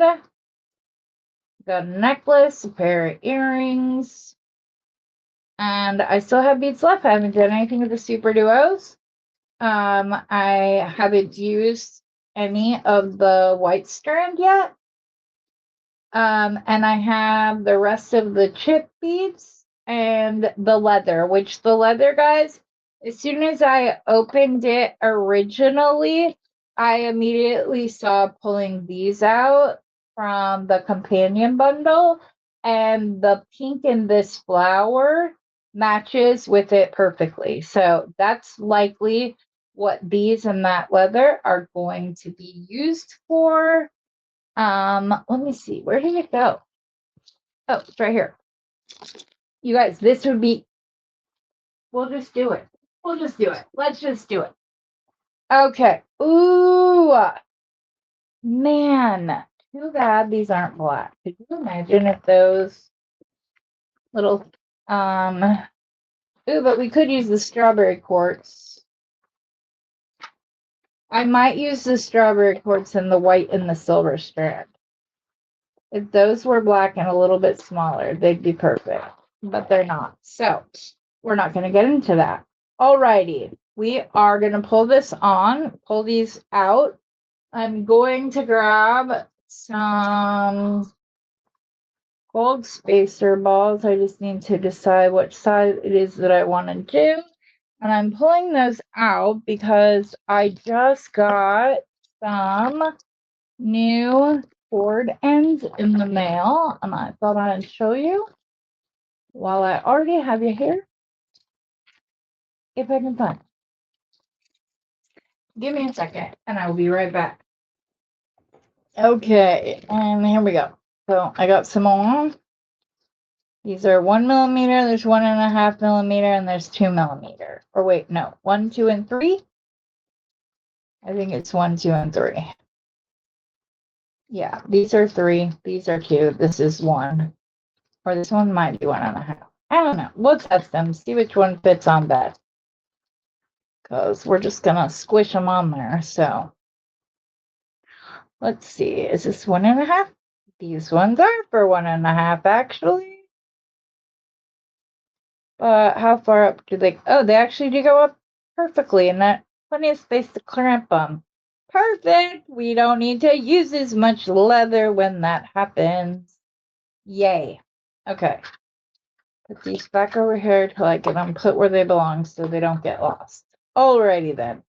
So, because we're going to do this, we're going to be able to put a clasp on it and everything else. So, we're not going to need as much leather because we're just going to do a series of, well, we might, I don't think we're going to need a full meter. If I cut this in half, there's no way I'm going to need a full meter. There's no way. I could easily do it for half a meter. I'm pretty sure. Yeah. Okay. So I'm going to cut the two ends here and leave the folded middle part for in the future. We're going to come in, and you want to give yourself room to make it up and around to right here. So that comes out at about I would say 2 inches, but let me go ahead. And a meter is 39.46 inches, I believe. So this is exactly 6 centimeters. This is where we're going to do our first knot. So we're going to grab our little tube bead so that we can make a knot. We're going to wrap it under and around towards this hand. So we're going to go once, we're going to go twice, we're going to go 3 times. You're going to take this end and you're going to put it through the barrel. You're going to pull that off and we're going to secure our knot. Now, I don't like to make my knot super duper tight for a couple of reasons.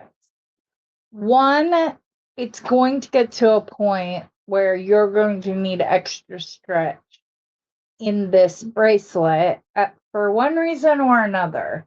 And I would rather you have it than not have it, if that makes sense. I hope it does. Okay, so now we're going to go and we're going to put one of our gold spacer balls on, hopefully, yes. Right there, like that. And we're going to do a knot, but this time we're only going around twice, just twice.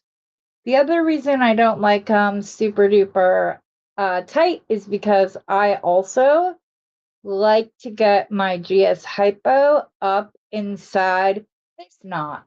All of these knots along the way do not need to be glued, just the one at the end. That's all. We're going to put our porcelain bead on, pull it down. We're going to do another double wrap barrel knot. So up and around once, twice, to the back, through the tube, out, and pull it into place. But again, they don't need to be crazy tight. We're going to put another gold spacer ball on. We're going to see just how that is silver. What are you doing in here, sir? This is not a co-ed jar. Oh, that one doesn't want to shimmy on. There we go. We're going to grab our tube. We're going to go around once, twice, back through the tube. And if you just saw that crisscross, do not fear. I'm going to show you in just a second. Oh, this knot got away from me. I would rather redo it than try to sit here and futz with it and get it up to the top. That was not because there was when you only do a 2 knot, you have like a square on the back. It doesn't. You have a little crisscross on the back and 2 straight lines on the other. I actually like the crisscross part, especially when I'm doing men's jewelry. So I prefer doing 2 wraps, especially with thicker leather. Okay. Put that through. Why does this not keep being that far away from the bead? It's all right. I shimmied it down. It's okay. I could have just done dot, dot, dot with a gold at the end.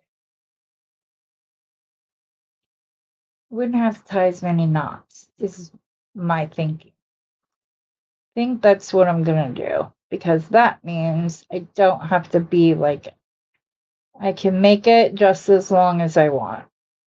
And just in case any of you guys would like to know the exact length that I used to make this bracelet, I will measure the other piece and let you know. I don't know why I thought I needed 2 pieces at a meter. I'm only making one bracelet. Heather, it's all right. It's okay. I could have just made a lariat necklace with these hanging down. I still have the full meter piece, but it would have been nicer. It's okay, though. All right, where'd my tube bead go? I usually lose it at least 3 times during any knotting project. And I also, fun fact, become hyper aware of how many times I say the word knot, N-O-T, when I'm doing a knot, K-N-O-T, knotting project. I don't know why. I just do. It's this weird thing. It's like I think in my head, oh, here's a good drinking game. And I can't get that out of my head. And so then so I don't know. Might want to go find one of my knotting projects. The 28 Days of Men's Design has lots of them. If you're looking for a good drinking game and just, take a drink every single time you hear me say the word knot or refer to the fact that I hate that I hear it that much more. I'm like so much more sensitive to it. So we're going to do 4 across the top, and then we're going to do our other gold. And then that should encompass the top of our wrist perfectly. And I guesstimated correctly. I might even have enough to make a pair of earrings with the leftover leather, though not necessary.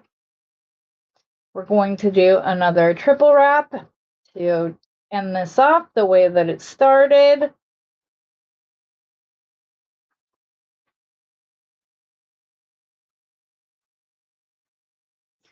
Come on, there you go. I'm still going to tell you the length of the leather that I cut. There it is. Just looking for my little retractable handy dandy ruler. Okay, so I told you guys that a meter is 39.46 inches. Fun fact, a meter is 10% larger than a yard. So a yard is 36 inches. A meter is 39. So I figured that out. So it's 20 inches. So duh. That just shows my measurements were on point when I wrapped it and cut it and everything else. Okay. So now I've got plenty there and plenty there. So I'm going to measure this side, though I don't think I'm not going to need all of that leather. So I think I can cut. I'm just going to cut it at 2 inches and we'll go from there.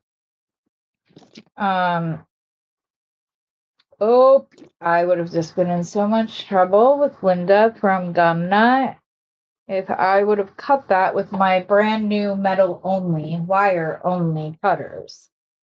I didn't realize that using my cutters for everything under the sun is not good for them. Okay, so where's my bracelet mandrel? Right now, in this moment, this bracelet, if I put the ends on right now at this length, I would have a 7.5-inch bracelet, because once we put on these as well as a lobster clasp and jump rings, we'll have way too much space. So I could have cut this at 1.5 like I originally was going to. Or actually, I'm going to do it at 1 3/4. That's where I'm going to do it. This one, I don't know why the other one was longer, but I think that was where we started. So, okay. So we're going to cut that off. We're going to get our little cordons. We're going to stick our leather through there. And if you just cut it, it's going to be a little squished. So just kind of like give it a little coaxing back into being round, because it will, as we saw earlier, fit in this. Okay, there we go. That's like right at the end. So you're going to get to this point, right? You're going to grab your smallest chain nose pliers that you have, even if that ends up being your Xeron crimper pliers. Now, these are not much wider than these. So, but the little channel in which we're supposed to squeeze is very small. So we're going to come right here in between the two barrels and squeeze. Not so hard that you break this, okay? If you want to be doubly, triply, whatever secure that this is going to be on tight enough, you can also glue this. Here's the thing. If you decide, sorry, I'm trying to twist this on until I can see it through the other end. I didn't mess with the end back like I did on the other side before I squished it in here. But we're just about there. So hold on.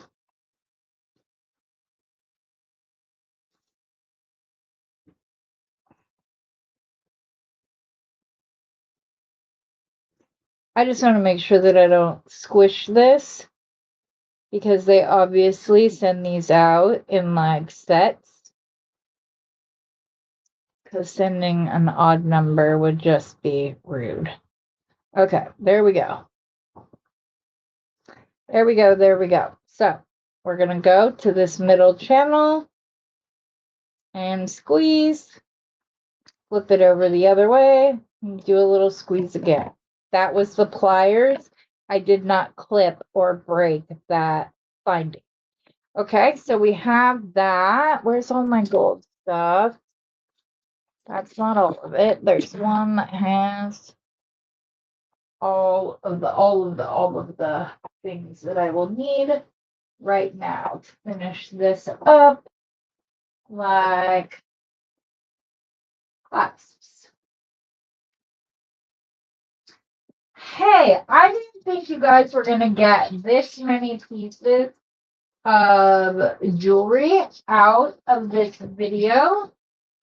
So, plus we did a little stringing, we did a little wire work, we did a little knotting.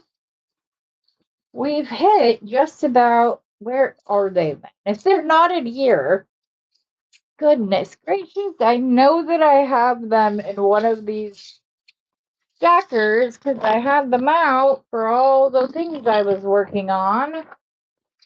Those are just beads. These ones are just about just beads. Let me see here. Make sure I can cover one up right here in my drawer. I don't know.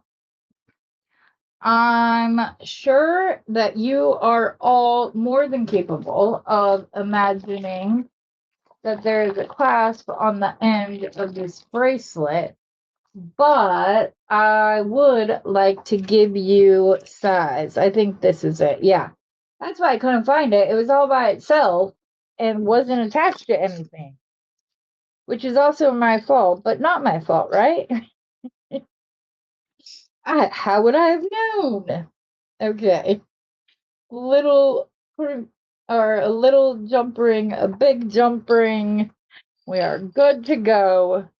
We're actually going to attach this to the correct stacker, though I just almost put it away, trying to decide if I want that size or the baby size.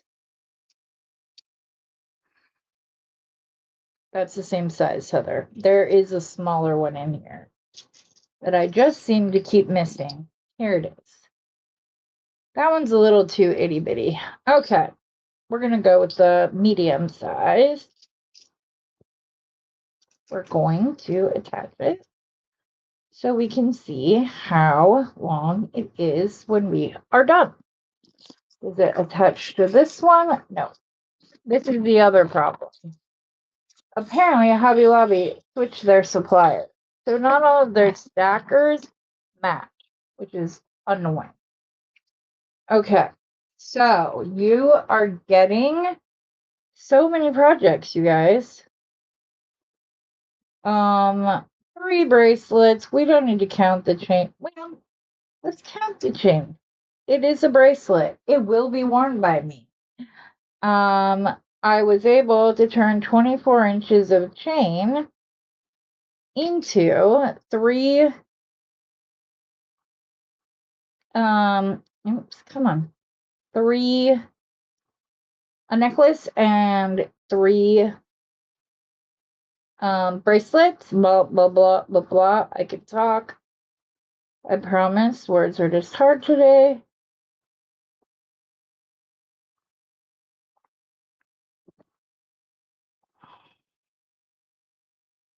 Let's see. Like I said, I'm gonna keep those green to try them to do them with the white strand.